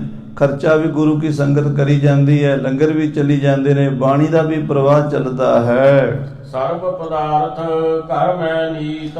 ਘਰ 'ਚ ਬੈਠੇ ਹੀ ਸਾਰੇ ਪਦਾਰਥ ਮਿਲ ਰਹੇ ਨੇ, ਸਾਰੇ ਸੁੱਖ ਮਿਲ ਰਹੇ ਨੇ। ਉਚਿਤ ਨਹੀਂ ਨਾਹਕ ਉਤਪਾਤੀ। ਤੇ ਇਹ ਬਿਨਾਂ ਮਤਲਬ ਦੇ ਲੜਾਈ ਕਰਨੀ ਨਹੀਂ ਚਾਹੀਦੀ। ਗੁਰੂ ਹਰਗੋਬਿੰਦ ਸਾਹਿਬ ਦਾ ਸਮਾਂ ਚਲੋ ਲੰਘ ਗਿਆ, ਜਿਵੇਂ ਵੀ ਲੰਘਿਆ ਔਖਾ ਸੌਖਾ ਲੰਘ ਗਿਆ। ਹੁਣ 10ਵੇਂ ਪਾਤਸ਼ਾਹ ਨੂੰ ਉਹਨਾਂ ਰਾਹਾਂ ਤੇ ਨਹੀਂ ਚੱਲਣਾ ਚਾਹੀਦਾ। ਜੇ ਗੁਰੂ 10ਵੇਂ ਪਾਤਸ਼ਾਹ ਆਪਣੇ ਦਾਦੇ ਦੀ ਤਰ੍ਹਾਂ ਇਹ ਜੰਗਾਂ ਯੁੱਧਾਂ 'ਚ ਪੈ ਗਏ ਤਾਂ ਇਹਦਾ ਨਤੀਜਾ ਬੜਾ ਮਾੜਾ ਨਿਕਲੇਗਾ, ਨੁਕਸਾਨ ਬਹੁਤ ਹੋਵੇਗਾ। ਹਾਂਜੀ, ਰਾਜੇ ਰਾਜਪੂਤ ਜਨ ਜਾਤੀ। ਤੇ ਰਾਜਪੂਤ ਰਾਜੇ ਪਹਾੜੀਏ ਉਹਨਾਂ ਦੇ ਨਾਲ ਗੁਰੂ ਗੋਬਿੰਦ ਸਿੰਘ ਮੱਥਾ ਲਾ ਰਹੇ ਨੇ। ਉਹ ਤਾਂ ਲੜਾਕੇ ਨੇ, ਯੋਧੇ ਨੇ। ਰਾਜਪੂਤਾਂ ਦੀ ਜਿਹੜੀ ਬਰਾਦਰੀ ਹੈ ਉਹ ਨਿਤ ਜੰਗ ਵਿੱਚ ਰਹਿੰਦੀ ਹੈ ਤੇ ਉਹਨਾਂ ਦੇ ਨਾਲ ਅਸੀਂ ਕਿਵੇਂ ਲੜਾਂਗੇ। ਗੁਰੂ ਕੇ ਸਿੱਖ ਜਿਹੜੇ ਹਨ ਉਹ ਤਾਂ ਕੋਈ ਝੀਵਰਾਂ ਦੀ ਜਾਤ ਵਿੱਚੋਂ, ਕੋਈ ਨਾਈਆਂ ਦੀ, ਕੋਈ ਛੀਂਬੇ, ਕੋਈ ਜੱਟ, ਕੋਈ ਬਾਣੀਏ, ਇਹਨਾਂ ਨੇ ਕਦੀ ਲੜਾਈ ਲੜੀ ਨਹੀਂ ਤੇ ਉਹ ਤਾਂ ਰੋਜ਼ ਲੜਾਈ ਕਰਨ ਵਾਲੇ ਨੇ। ਉਹਨਾਂ ਦੇ ਬਰਾਬਰ ਭਲਾ ਇਹ ਨਿਮਾਣੇ ਸਿੱਖ ਕਿਵੇਂ ਲੜਨਗੇ। ਰਣ ਮਹਿ ਕਟੈ ਨਹੀਂ ਮੁਖ ਮੋਰ ਹੈ। ਕਹਿੰਦੇ ਜੰਗ ਦੇ ਮੈਦਾਨ ਵਿੱਚ ਕੱਟ ਵੱਢ ਹੋਣੀ ਹੈ। ਉਹ ਰਾਜਪੂਤ ਨੇ ਪਹਾੜੀਏ, ਉਹ ਤਾਂ ਲੜਦੇ ਮਰਦੇ ਨੇ। ਉਹਨਾਂ ਦੇ ਪਿਓ ਦਾਦੇ ਪੜਦਾਦੇ ਇਹੀ ਕੰਮ ਕਰਦੇ, ਖਾਨਦਾਨੀ ਪੇਸ਼ਾ ਹੈ ਉਹਨਾਂ ਦਾ ਲੜਨ ਦਾ। ਤੇ ਜਿਹੜੇ ਗੁਰੂ ਨੇ ਸਿੱਖ ਇਕੱਠੇ ਕੀਤੇ ਹੋਏ ਨੇ ਇਹ ਤਾਂ ਵਿਚਾਰੇ ਕੋਈ ਘਾਹ ਖੁਰਚਣ ਵਾਲਾ, ਕੋਈ ਕੱਪੜੇ ਰੰਗਣ ਵਾਲਾ, ਕੋਈ ਪਾਣੀ ਢੋਣ ਵਾਲਾ। ਇਹਨਾਂ ਜਾਤਾਂ ਦੇ ਲੋਕ ਭਲਾ ਲੜਾਈ ਕਿਵੇਂ ਕਰਨਗੇ। ਸਿਰ ਪੀ ਦੇ ਤਨਾਟ ਕੋ ਸ਼ੋਰ ਹੈ। ਉਹ ਜਿਹੜੇ ਰਾਜਪੂਤ ਨੇ ਪਹਾੜੀਏ ਉਹ ਤਾਂ ਸਿਰ ਵੀ ਦੇ ਦਿੰਦੇ ਨੇ ਤਾਂ ਵੀ ਹੱਠ ਨਹੀਂ ਛੱਡਦੇ, ਉਹ ਤਾਂ ਲੜਾਈ ਤੋਂ ਪਿੱਛੇ ਨਹੀਂ ਹਟਦੇ। ਤੇ ਜਿਹੜੇ ਗੁਰੂ ਦੇ ਸਿੱਖ ਨੇ ਇਹ ਤਾਂ ਵਿਚਾਰੇ ਦਾਲ ਫੁਲਕਾ ਖਾਣ ਵਾਲੇ ਤੇ ਰੱਬ ਕਰਨ ਵਾਲੇ ਨੇ। ਇਹ ਉਹਨਾਂ ਦਾ ਮੁਕਾਬਲਾ ਕਿਵੇਂ ਕਰਨਗੇ। ਜਾਂ ਤੇ ਸੰਧ ਕਰਨ ਹੀ ਆਚੀ। ਮਸੰਦਾਂ ਨੇ ਆਪਸ ਵਿੱਚ ਮੀਟਿੰਗ ਕੀਤੀ, ਕਹਿੰਦੇ ਗੁਰੂ ਗੋਬਿੰਦ ਸਿੰਘ ਜੀ ਨੂੰ ਸਮਝਾਓ, ਗੁਰੂ ਸਾਹਿਬ ਨੂੰ ਆਖੋ ਵੀ ਪਹਾੜੀ ਰਾਜਿਆਂ ਨਾਲ ਵਿਗਾੜ ਨਾ ਪਾਣ, ਉਹਨਾਂ ਨਾਲ ਸੰਧੀ ਕਰਕੇ ਰੱਖਣ, ਬਣਾ ਕੇ ਰੱਖਣ। ਇਹਦੇ ਵਿੱਚ ਹੀ ਗੁਰੂ ਦਾ ਭਲਾ ਹੈ, ਸਾਡਾ ਭਲਾ ਹੈ, ਸੰਗਤ ਦਾ ਵੀ ਭਲਾ ਹੈ। ਬੁਰੀ ਲੜਾਈ ਜੇ ਔਰ ਬਾਂਛੀ। ਜੇ ਗੁਰੂ ਗੋਬਿੰਦ ਸਿੰਘ ਜੀ ਲੜਾਈ ਬਾਰੇ ਸੋਚ ਰਹੇ ਨੇ ਤਾਂ ਇਹਨਾਂ ਨੂੰ ਰੋਕਣਾ ਚਾਹੀਦਾ ਹੈ, ਕਿਉਂਕਿ ਲੜਾਈ ਦਾ ਨਾਂ ਹੀ ਮਾੜਾ ਹੁੰਦਾ। ਲੜਾਈ ਤਾਂ ਸਭ ਦਾ ਨੁਕਸਾਨ ਕਰਦੀ ਹੈ, ਖੂਨ ਖਰਾਬਾ ਹੁੰਦਾ, ਜਾਨਾਂ ਜਾਂਦੀਆਂ ਨੇ। ਜਿੱਥੇ ਕੀਮਤੀ ਜਾਨਾਂ ਜਾਣਗੀਆਂ ਉੱਥੇ ਪੈਸੇ ਦਾ ਵੀ ਬਹੁਤ ਨੁਕਸਾਨ ਹੋਵੇਗਾ। ਸ੍ਰੀ ਗੁਜਰੀ ਕੇ ਨਿਕਟ ਸਧਾਰੈ। ਇਹ ਸਾਰੇ ਮਸੰਦ ਹੁਣ 10ਵੇਂ ਪਾਤਸ਼ਾਹ ਨਾਲ ਤਾਂ ਸਿੱਧੀ ਗੱਲ ਨਹੀਂ ਕਰ ਸਕਦੇ, ਗੁਰੂ ਸਾਹਿਬ ਦੇ ਸਾਹਮਣੇ ਤਾਂ ਆ ਨਹੀਂ ਸਕਦੇ ਤੇ ਮਾਤਾ ਗੁਜਰੀ ਜੀ ਦੇ ਕੰਨ ਭਰਦੇ ਨੇ ਜਾ ਕੇ। ਮਿਲ ਕਰ ਡਰ ਪਜਾਏ ਉਚਾਰੈ। ਇਸ ਮਸੰਦ ਬੁੱਢੇ ਬੁੱਢੇ ਮਸੰਦ ਇਕੱਠੇ ਹੋ ਕੇ ਮਾਤਾ ਗੁਜਰੀ ਜੀ ਨੂੰ ਜਾ ਮੱਥਾ ਟੇਕਦੇ ਨੇ ਤੇ ਮਾਤਾ ਨੂੰ ਡਰਾਉਂਦੇ ਨੇ, ਮਾਤਾ ਜੀ ਗੁਰੂ ਸਾਹਿਬ ਨੂੰ ਸਮਝਾਓ ਆਹ ਕੀ ਕਰਨ ਲੱਗੇ ਨੇ, ਇਹ ਜੰਗ ਯੁੱਧ ਦਾ ਨਾਂ ਹੀ ਮਾੜਾ ਹੁੰਦਾ ਹੈ। ਉਤ ਜਬ ਗੱਤੇ ਸਾਥ ਵਿਰੁੱਧਾ। ਮਾਤਾ ਜੀ ਇੱਕ ਤਾਂ ਸਾਡੀ ਬਾਦਸ਼ਾਹ ਔਰੰਗਜ਼ੇਬ ਨਾਲ ਨਹੀਂ ਬਣਦੀ, ਉਹ ਸਾਰੇ ਹਿੰਦੁਸਤਾਨ ਦਾ ਮਾਲਕ ਹੈ, ਉਹਨੇ ਵੱਡੇ ਗੁਰੂ ਸਾਹਿਬ ਜੀ ਨੂੰ ਦਿੱਲੀ ਲਿਆ ਕੇ ਕਤਲ ਕੀਤਾ ਹੈ, ਸ਼ਹੀਦ ਕਰ ਦਿੱਤਾ ਹੈ ਤੇ ਸਿੱਖਾਂ ਨੂੰ ਆਰਿਆਂ ਨਾਲ ਚੀਰ ਦਿੱਤਾ ਹੈ, ਦੇਗਾਂ 'ਚ ਉਬਾਲ ਦਿੱਤਾ ਹੈ। ਉਹ ਐਡਾ ਜ਼ਾਲਮ ਹੈ ਵੀ ਜਿਹਦੇ ਮਨ 'ਚ ਤਰਸ ਨਾਂ ਦੀ ਕੋਈ ਚੀਜ਼ ਨਹੀਂ। ਜਿਹਨੇ ਗੁਰੂ ਤੇਗ ਬਹਾਦਰ ਸਾਹਿਬ ਵਰਗੇ ਮਹਾਂਪੁਰਸ਼ ਤੇ ਤਲਵਾਰ ਚਲਾ ਦਿੱਤੀ ਹੈ, ਉਹ ਭਲਾ ਸਾਡਾ ਲਿਹਾਜ਼ ਕਰੇਗਾ? ਉਹਦੇ ਨਾਲ ਸਾਡੀ ਬਣਦੀ ਨਹੀਂ, ਸਾਡੀ ਉਹਦੇ ਨਾਲ ਦੁਸ਼ਮਣੀ ਹੈ। ਉਹ ਹਿੰਦੂ ਧਰਮ ਨੂੰ ਵੇਖਣਾ ਨਹੀਂ ਚਾਹੁੰਦਾ, ਉਹ ਖਤਮ ਕਰਨਾ ਚਾਹੁੰਦਾ ਹੈ। ਇੱਕ ਗੈਰ ਪਤਨ ਸੰਗ ਹੋਏ ਕ੍ਰੋਧਾ। ਤੇ ਗੁਰੂ ਸਾਹਿਬ ਜੀ ਇੱਕ ਨਵੀਂ ਛੇੜ ਰਹੇ ਨੇ। ਉਧਰ ਤਾਂ ਦੁਸ਼ਮਣੀ ਹੈ ਹੀ ਸੀ ਔਰੰਗਜ਼ੇਬ ਨਾਲ, ਆ ਜਿਹੜੇ ਗਵਾਂਢੀ ਰਾਜੇ ਹਿੰਦੂ ਨੇ, 22 ਧਾਰ ਦੇ ਰਾਜਪੂਤ ਰਾਜੇ, ਇਹਨਾਂ ਨਾਲ ਵੀ ਵਿਰੋਧ ਪਾ ਰਹੇ ਨੇ, ਇਹਨਾਂ ਨਾਲ ਵੀ ਗੁਰੂ ਸਾਹਿਬ ਛੇੜ ਰਹੇ ਨੇ। ਘੱਟੋ ਘੱਟ ਗਵਾਂਢੀਆਂ ਨਾਲ ਤਾਂ ਨਾ ਵਿਗਾੜਨ, ਆਪਣੇ ਨੇੜੇ ਬੈਠਿਆਂ ਨਾਲ ਤਾਂ ਨਾ ਝਗੜਾ ਛੇੜਨ, ਇਹਨਾਂ ਨਾਲ ਤਾਂ ਬਣਾ ਕੇ ਰੱਖਣੀ ਚਾਹੀਦੀ ਹੈ ਸਾਨੂੰ। ਡਰਹਿ ਸੰਗਤਾਂ ਆਏ ਨਾ ਇਤਕੋ। ਜੇ ਮਾਤਾ ਜੀ ਗੁਰੂ ਸਾਹਿਬ ਨਾ ਟਲੇ, ਗੁਰੂ ਸਾਹਿਬ ਨੇ ਜੰਗ ਯੁੱਧ ਦਾ ਖਿਆਲ ਨਾ ਛੱਡਿਆ, ਇਹ ਲੜਾਈਆਂ ਝਗੜੇ, ਇਹ ਰੋਜ਼ ਸ਼ਿਕਾਰ ਖੇਡਣਾ, ਇਹ ਬੰਦੂਕਾਂ ਤੇ ਤਲਵਾਰਾਂ ਤੇ ਬਰਛੇ ਤੇ ਘੋੜੇ ਨਾ ਛੱਡੇ ਤੇ ਸੰਗਤਾਂ ਵੀ ਡਰ ਜਾਣਗੀਆਂ। ਸੰਗਤਾਂ ਮੱਥਾ ਟੇਕਣ ਨਹੀਂ ਆਉਣਗੀਆਂ ਅਨੰਦਪੁਰ ਸਾਹਿਬ, ਸੰਗਤ ਦੇ ਆਉਣ ਜਾਣ 'ਚ ਘਾਟਾ ਪੈ ਜਾਏਗਾ। ਜਦੋਂ ਸੰਗਤਾਂ ਨਾ ਆਈਆਂ ਤੇ ਗੁਰੂ ਦੀ ਗੋਲਕ ਕਿੱਥੋਂ ਭਰੇਗੀ, ਗੁਰੂ ਘਰ ਦਾ ਲੰਗਰ ਕਿੱਥੋਂ ਚੱਲੇਗਾ, ਗੁਰੂ ਘਰ ਦੇ ਖਰਚੇ ਕਿਵੇਂ ਪੂਰੇ ਹੋਣਗੇ? ਆਨੇ ਕੌਣ ਕਾਰ ਬਹੁ ਬਿਤ ਕੋ। ਅੱਜ ਤੇ ਲੱਖਾਂ ਰੁਪਈਆ ਸੰਗਤਾਂ ਚੜਾਉਂਦੀਆਂ ਨੇ, ਗੁਰਦੁਆਰੇ ਦੀ ਬਿਲਡਿੰਗ ਬਣਦੀ ਹੈ, ਗੁਰਦੁਆਰੇ ਦਾ ਲੰਗਰ ਚੱਲਦਾ ਹੈ, ਗੁਰੂ ਘਰ ਦੇ ਸਾਰੇ ਪ੍ਰਬੰਧ ਚੱਲਦੇ ਨੇ। ਜੇ ਸੰਗਤ ਹੀ ਨਾ ਆਈ ਤੇ ਫਿਰ ਇਹ ਗੁਰੂ ਘਰ ਦਾ ਪ੍ਰਬੰਧ ਕਿਵੇਂ ਚਲਾਵਾਂਗੇ? ਜਦ ਹੈ ਆਮਦਨ ਧਨ ਹੋਏ ਥੋੜਾ। ਜਦੋਂ ਮਾਇਆ ਘਟ ਗਈ, ਆਮਦਨ ਘਟ ਗਈ, ਚੜਾਵਾ ਘਟ ਗਿਆ ਗੁਰੂ ਘਰ ਦਾ, ਜਦ ਹੈ ਖਰਚ ਕਿਮ ਗਨ ਪਟ ਘੋਰਾ। ਇਹ ਮਾਤਾ ਜੀ ਆ ਜਿਹੜੇ ਗੁਰੂ ਸਾਹਿਬ ਨੇ ਘੋੜੇ ਰੱਖੇ ਨੇ, ਜਿਹੜੀ ਫੌਜ ਰੱਖੀ, ਇਹਨਾਂ ਦਾ ਖਰਚਾ ਕਿੱਥੋਂ ਪੂਰਾ ਕਰਾਂਗੇ? ਅਨਗਨ ਮਨ ਹੀ ਅੰਨ ਅਨਾਵੇ। ਕਿਉਂਕਿ ਅੱਜ ਤੇ ਲੱਖਾਂ ਸੰਗਤਾਂ ਆਉਂਦੀਆਂ ਨੇ, ਮਾਇਆ ਵੀ ਆਉਂਦੀ ਹੈ ਤੇ ਉਹ ਮਾਇਆ ਦੇ ਨਾਲ ਅਸੀਂ ਗੁਰੂ ਕੇ ਲੰਗਰਾਂ ਵਾਸਤੇ ਅਣਗਿਣਤ ਰਾਸ਼ਨ ਪਾਣੀ ਲੈ ਕੇ ਆਉਂਦੇ ਹਾਂ। ਕਣਕਾਂ ਆਉਂਦੀਆਂ ਨੇ, ਚੌਲ ਆਉਂਦੇ ਨੇ, ਗੁਰੂ ਘਰ ਦਾ ਲੰਗਰ ਦਾ ਜਿੰਨਾ ਰਾਸ਼ਨ ਹੈ ਉਹ ਸੰਗਤ ਦੇ ਚੜਾਵੇ ਨਾਲ ਹੀ ਆਉਂਦਾ ਹੈ। ਦੀਰਘ ਦੇਗ ਬਨਹਿ ਤ੍ਰਿਪਤਾਪੈ। ਆ ਹਜ਼ਾਰਾਂ ਬੰਦਿਆਂ ਵਾਸਤੇ ਰੋਜ਼ ਲੰਗਰ ਪੱਕਦਾ, ਹਜ਼ਾਰਾਂ ਬੰਦਿਆਂ ਨੂੰ ਲੰਗਰ ਖਵਾ ਰਹੇ ਨੇ, ਫੌਜ ਵੀ ਰੱਖੀ, ਉਹ ਵੀ ਇੱਥੋਂ ਹੀ ਲੰਗਰ ਛਕਦੀ ਹੈ। ਘੋੜਿਆਂ ਦਾ ਘਾਹ ਪੱਠਾ, ਘੋੜਿਆਂ ਦੀ ਆਮਦਨ ਖਰਚ ਸਾਰਾ ਉਹ ਸੰਗਤ ਦੀ ਮਾਇਆ ਨਾਲ ਹੀ ਚੱਲਦਾ ਹੈ। ਸ੍ਰੀ ਸਤਿਗੁਰ ਕੀ ਬੈਸ ਨਵੀਨਾ। ਮਾਤਾ ਜੀ ਸੱਚੇ ਪਾਤਸ਼ਾਹ ਦੀ ਉਮਰ ਛੋਟੀ ਹੈ, ਨਵੀਂ ਉਮਰ ਹੈ, ਅਜੇ ਇਹਨਾਂ ਨੂੰ ਪਤਾ ਨਹੀਂ ਕਿ ਬਾਦਸ਼ਾਹਾਂ ਨਾਲ, ਰਾਜਿਆਂ ਨਾਲ, ਸਰਕਾਰਾਂ ਨਾਲ ਮੱਥਾ ਲਾ ਕੇ ਬੜਾ ਨੁਕਸਾਨ ਹੁੰਦਾ। ਸਰਕਾਰ ਦੇ ਹੱਥ ਬੜੇ ਲੰਮੇ ਹੁੰਦੇ ਨੇ, ਸਰਕਾਰ ਦੀ ਬਰਾਬਰੀ ਕੋਈ ਬੰਦਾ ਨਹੀਂ ਕਰ ਸਕਦਾ।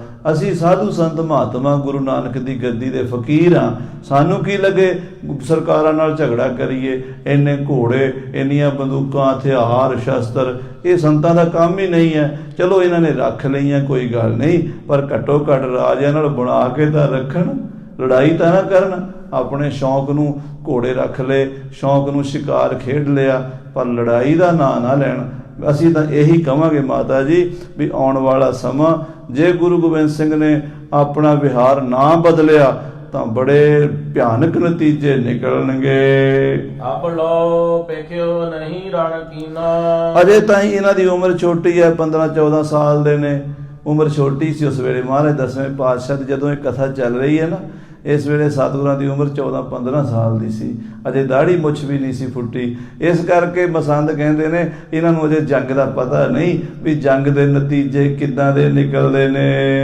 ਦਿਪਤ ਤੇਜ ਕਰ ਸਕਹਿ ਨਾ ਕੋਈ। ਇਹਨਾਂ ਦਾ ਤੇਜ ਪ੍ਰਤਾਪ ਬਹੁਤਾ ਹੈ, ਅਸੀਂ ਇਹਨਾਂ ਸਾਹਮਣੇ ਬੋਲ ਨਹੀਂ ਸਕਦੇ, ਅਸੀਂ ਕਹਿ ਨਹੀਂ ਸਕਦੇ ਮਾਤਾ ਜੀ, ਕਿਉਂਕਿ ਸਾਡੀ ਜੁਰਤ ਨਹੀਂ ਹੈ ਕਿ ਅਸੀਂ ਇਹਨਾਂ ਨੂੰ ਕੁਝ ਕਹਿ ਸਕੀਏ।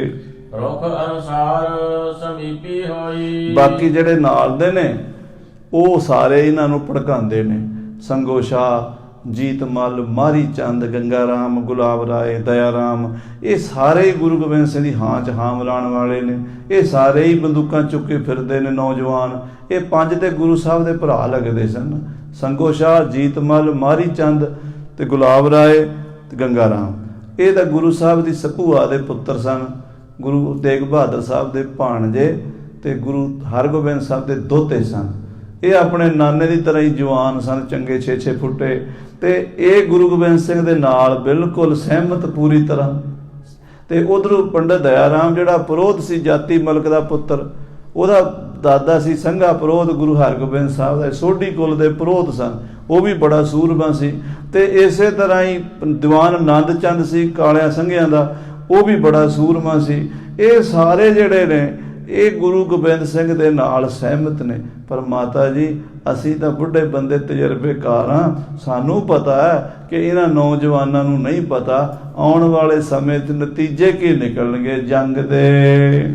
ਆਪ ਦਿਲਾਸਾ ਦੇ ਸਮਝਾਵੋ। ਮਾਤਾ ਜੀ, ਤੁਸੀਂ ਮਾਂ ਹੋ, ਤੁਹਾਡਾ ਕਹਿਣਾ ਨਹੀਂ ਮੋੜ ਸਕਦੇ। ਤੁਸੀਂ ਸਮਝਾ ਸਕਦੇ ਹੋ, ਤੁਸੀਂ ਕਹਿ ਸਕਦੇ ਹੋ, ਅਸੀਂ ਬੋਲ ਨਹੀਂ ਸਕਦੇ ਇਹਨਾਂ ਦੇ ਸਾਹਮਣੇ। ਤੁਸੀਂ ਸਮਝਾਓ ਦਿਲਾਸਾ ਦੇ ਕੇ ਪਿਆਰ ਨਾਲ। ਗਿਰਪਤ ਸੌ ਦਿਨ ਬੈਰ ਵਢਾਵੋ। ਸਾਡੀ ਬੇਨਤੀ ਹੈ ਵੀ ਜਿਵੇਂ ਕਿਵੇਂ ਗੁਰੂ ਗੋਬਿੰਦ ਸਿੰਘ ਨੂੰ ਸਮਝਾ ਦਿਓ ਕਿ ਭੀਮ ਚੰਦ ਰਾਜੇ ਨਾਲ ਵੈਰ ਨਾ ਵਧਾਣ, ਉਹਦੇ ਨਾਲ ਦੁਸ਼ਮਣੀ ਨਾ ਪਾਣ। ਭੀਮ ਚੰਦ ਨਾਲ ਪਈ ਹੋਈ ਦੁਸ਼ਮਣੀ ਦਾ ਨਤੀਜਾ ਬੜਾ ਮਾੜਾ ਹੋਵੇਗਾ।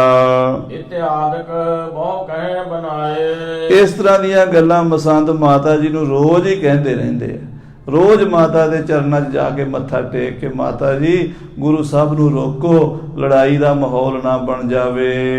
ਔਰ ਮਾਤਾ ਕੇ ਤਰਾਸ ਉਪਾਏ। ਤੇ ਫਿਰ ਮਾਂ ਤਾਂ ਮਾਂ ਹੀ ਹੁੰਦੀ ਹੈ, ਮਾਂ ਨੂੰ ਮਮਤਾ ਹੁੰਦੀ ਹੈ, ਮਾਤਾ ਨੂੰ ਡਰਾ ਦਿੰਦੇ ਹਨ। ਚਿੰਤਾ ਬਸ ਚਿਤਵਤ ਬਹੁ ਰਹਿ। ਮਾਤਾ ਉਹਨਾਂ ਮਸੰਦਾਂ ਦੀ ਗੱਲ ਸੁਣ ਕੇ ਫਿਰ ਚਿੰਤਾ 'ਚ ਪੈ ਜਾਂਦੀ ਹੈ, ਸੋਚਾਂ 'ਚ ਪੈ ਜਾਂਦੀ ਹੈ ਵੀ ਮਸੰਦ ਠੀਕ ਕਹਿੰਦੇ ਨੇ। ਜੇ ਗੁਰੂ ਸਾਹਿਬ ਨੂੰ ਕੋਈ ਲੜਾਈ ਦਾ ਸਾਹਮਣਾ ਕਰਨਾ ਪਿਆ ਤੇ ਸਾਡਾ ਬੜਾ ਨੁਕਸਾਨ ਹੋਵੇਗਾ।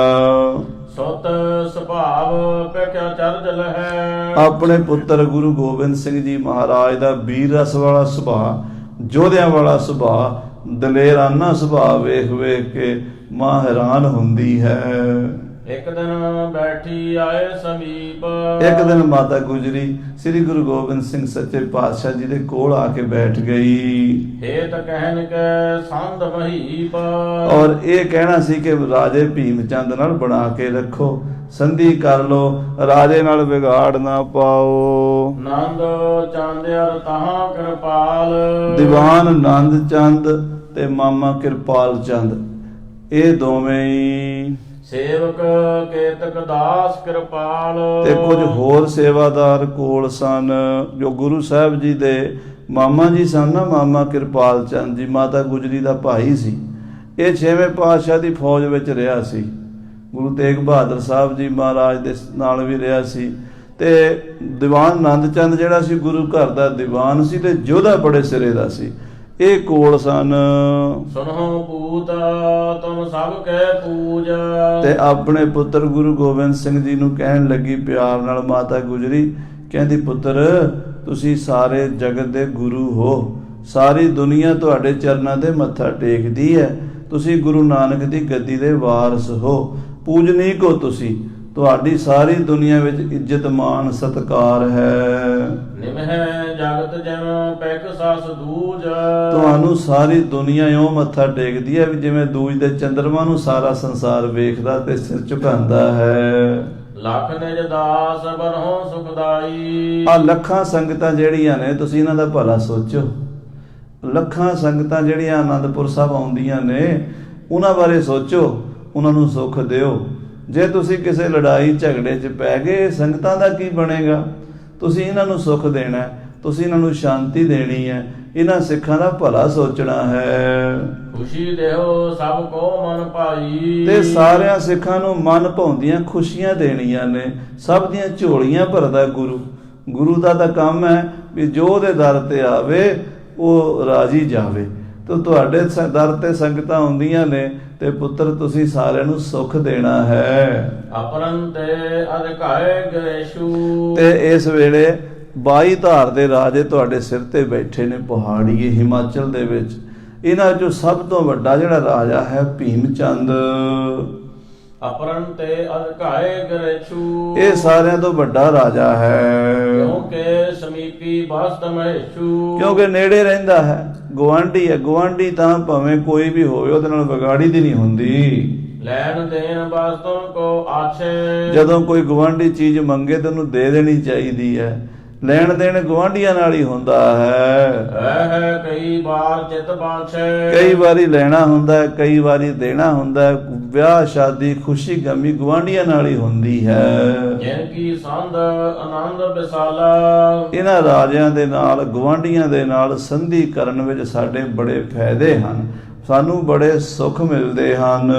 ਜਿਨੋਂ ਬਣਾਵੋ ਛਤਰ ਪੁਰਾਲਾ ਤੇ ਤੁਸੀਂ ਉਹਨਾਂ ਨੂੰ ਦੁਸ਼ਮਣ ਬਣਾ ਰਹੇ ਹੋ।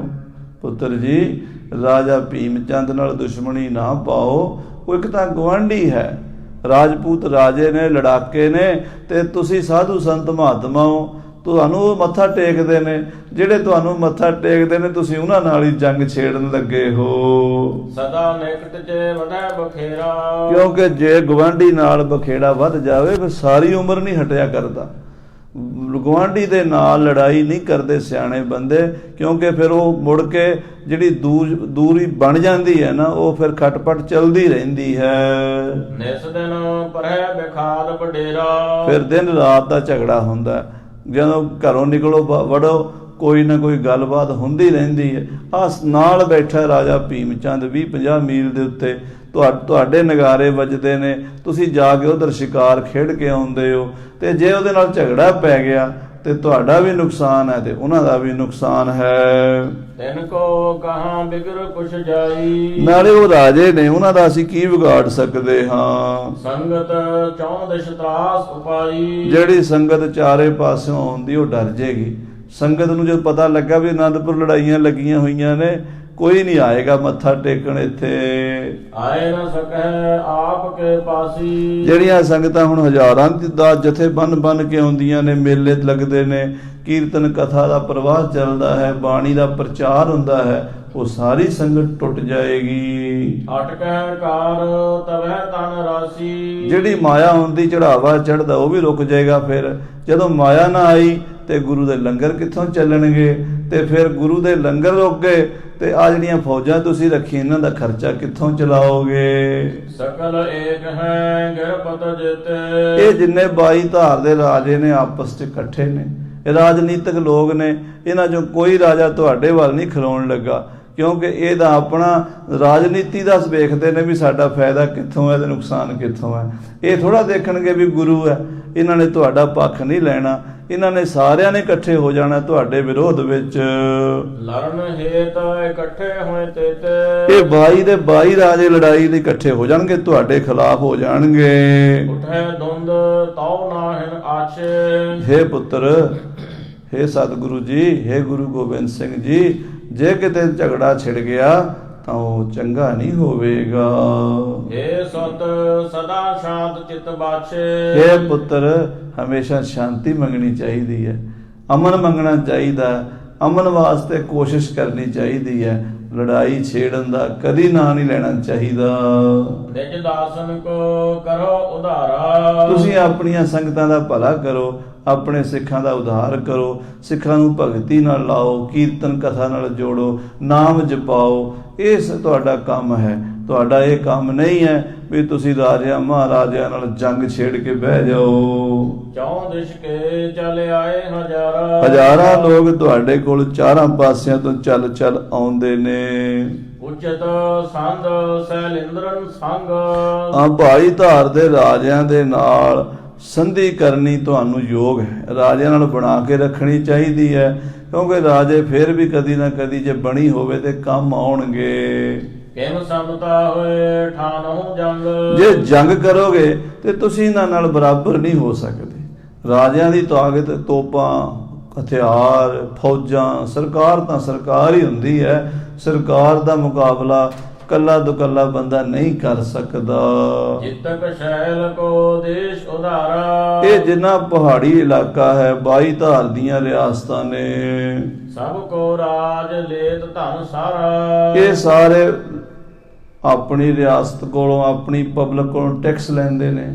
ਇਹਨਾਂ ਕੋਲ ਹਰ ਮਹੀਨੇ ਹਰ ਸਾਲ ਪੈਸੇ ਆ ਜਾਂਦੇ ਨੇ। ਸਾਡੇ ਕੋਲ ਕਿੱਥੋਂ ਆਉਂਦੇ ਨੇ? ਸਾਨੂੰ ਤਾਂ ਸਿੱਖਾਂ ਦੀ ਮਰਜ਼ੀ ਹੈ, ਕੋਈ ਆਪਣਾ ਦਸਵੰਧ ਦੇ ਜਾਵੇ, ਸਿੱਖ ਦੀ ਮਰਜ਼ੀ ਨਾ ਦੇਵੇ, ਤੇ ਉਹ ਵੀ ਉਹਨਾਂ ਚਿਰ ਹੀ ਸਿੱਖ ਦੇਣਗੇ ਜਿੰਨਾ ਚਿਰ ਅਨੰਦਪੁਰ ਸ਼ਾਂਤੀ ਹੋਵੇਗੀ। ਜਦੋਂ ਇੱਥੇ ਖੰਡਾ ਖੜ ਗਿਆ, ਸਿੱਖਾਂ ਨੇ ਕਹਿਣਾ ਆਪਾਂ ਨਹੀਂ ਜਾਂਦੇ ਅਨੰਦਪੁਰ, ਉੱਥੇ ਤਾਂ ਲੜਾਈ ਹੁੰਦੀ ਹੈ। ਲੜਾਈ ਦੇ ਨਾਂ ਤੋਂ ਸੰਗਤ ਡਰ ਜੇਗੀ, ਫਿਰ ਇੱਥੇ ਚੜਾਵਾ ਜਿਹੜਾ ਚੜ੍ਹਦਾ ਹੈ ਉਹ ਬੰਦ ਹੋ ਜਾਏਗਾ। ਸਰਕਾਰ ਦਾ ਨਹੀਂ ਬੰਦ ਹੋਣਾ, ਉਹਨਾਂ ਦਾ ਖਜ਼ਾਨਾ ਤਾਂ ਚੱਲਦਾ, ਉਹਨਾਂ ਦੀ ਤਾਂ ਆਮਦਨ ਪੱਕੀ ਹੈ, ਉਹਨਾਂ ਨੂੰ ਤਾਂ ਟੈਕਸ ਆਉਂਦਾ ਹੀ ਆ ਲੋਕਾਂ ਤੋਂ। ਉਹ ਟੈਕਸ ਉਹਨਾਂ ਦੇ ਕੋਲ ਸਰਕਾਰੀ ਆਏਗਾ, ਔਰ ਉਹ ਤਾਂ ਉੱਦਾਂ ਹੀ ਲੜਨ ਨੂੰ ਤਿਆਰ ਰਹਿਣਗੇ, ਤੇ ਸਾਡੇ ਕੋਲ ਖਰਚਾ ਮੁੱਕ ਜਾਏਗਾ, ਫਿਰ ਆਪਾਂ ਕਿੱਥੋਂ ਲੜਾਂਗੇ? ਜਮੂ ਤੈਨਹੋ ਸੰਗ ਭਟ ਸਮੁਦਾਇਆ। ਸਰਕਾਰ ਦੇ ਖਜ਼ਾਨੇ ਭਰੇ ਹੋਏ ਨੇ, ਸਰਕਾਰ ਨੇ ਪੱਕੀਆਂ ਫੌਜਾਂ ਰੱਖੀਆਂ, ਤਨਖਾਹ ਦੇ ਉੱਤੇ ਭਰਤੀ ਕੀਤੀ ਹੋਈ ਹੈ, ਹਜ਼ਾਰਾਂ ਫੌਜਾਂ ਨੇ ਸਰਕਾਰ ਦੇ ਕੋਲ। ਲੜਤ ਮਰਤ ਨਿਤ ਸਮਾਂ ਬਿਤਾਇਆ। ਨਾਲੇ ਉਹ ਰਾਜਪੂਤ ਰਾਜੇ ਨੇ, ਉਹਨਾਂ ਦਾ ਖਾਨਦਾਨੀ ਕੰਮ ਹੈ ਲੜਨਾ ਭਿੜਨਾ। ਸਮਾਂ ਬੀਤ ਕੇ ਹਜ਼ਾਰਾਂ ਸਾਲਾਂ ਤੋਂ ਲੜੀ ਜਾਂਦੇ ਨੇ, ਵੱਡੇ ਵਡੇਰੇ ਉਹਨਾਂ ਦੇ ਲੜਾਕੇ ਹੋਏ ਨੇ, ਯੋਧੇ ਹੋਏ ਨੇ। ਪੁਨ ਤੁਮ ਆਪਣੀ ਸੈਨ ਬਿਲੋਕੋ। ਫਿਰ ਤੁਸੀਂ ਆਪਣੀ ਫੌਜ ਵੇਖੋ, ਤੁਸੀਂ ਆਪਣੀ ਫੌਜ ਦੇਖੋ, ਤੁਹਾਡੀ ਫੌਜ ਕਿਹੜੀ ਹੈ? ਨਾਈ ਨੇ, ਝਿਊਰ ਨੇ, ਛੀਂਬੇ ਨੇ, ਜੱਟ ਨੇ, ਬਾਣੀਏ ਨੇ, ਜਿਨ੍ਹਾਂ ਨੇ ਕਦੀ ਡੰਡਾ ਫੜ ਕੇ ਨਹੀਂ ਵੇਖਿਆ। ਕੋਈ ਹਲ ਵਾਹਣ ਵਾਲਾ ਹੈ, ਕੋਈ ਦੁਕਾਨ ਕਰਨ ਵਾਲਾ ਹੈ, ਕੋਈ ਕੱਪੜੇ ਧੋਣ ਵਾਲਾ ਹੈ, ਕੋਈ ਕੱਪੜੇ ਰੰਗਣ ਵਾਲਾ ਹੈ। ਇਹ ਵਿਚਾਰੇ, ਇਹ ਆਪਣੀ ਫੌਜ ਵੱਲ ਵੇਖੋ ਤੇ ਉਹਨਾਂ ਦੀ ਫੌਜ ਵੱਲ ਵੇਖੋ। ਤੁਹਾਡੇ ਬੰਦਿਆਂ ਦਾ ਕੱਦ ਕਾਠ ਤੇ ਉਹਨਾਂ ਦੇ ਕੱਦ ਕਾਠ ਵੇਖੋ, ਉਹਨਾਂ ਦੇ ਹਥਿਆਰ ਤੇ ਆਪਣੇ ਹਥਿਆਰ ਵੇਖੋ। ਅਸੀਂ ਉਹਨਾਂ ਰਾਜਿਆਂ ਦੇ ਬਰਾਬਰ ਕਦੀ ਨਹੀਂ ਲੜ ਸਕਾਂਗੇ।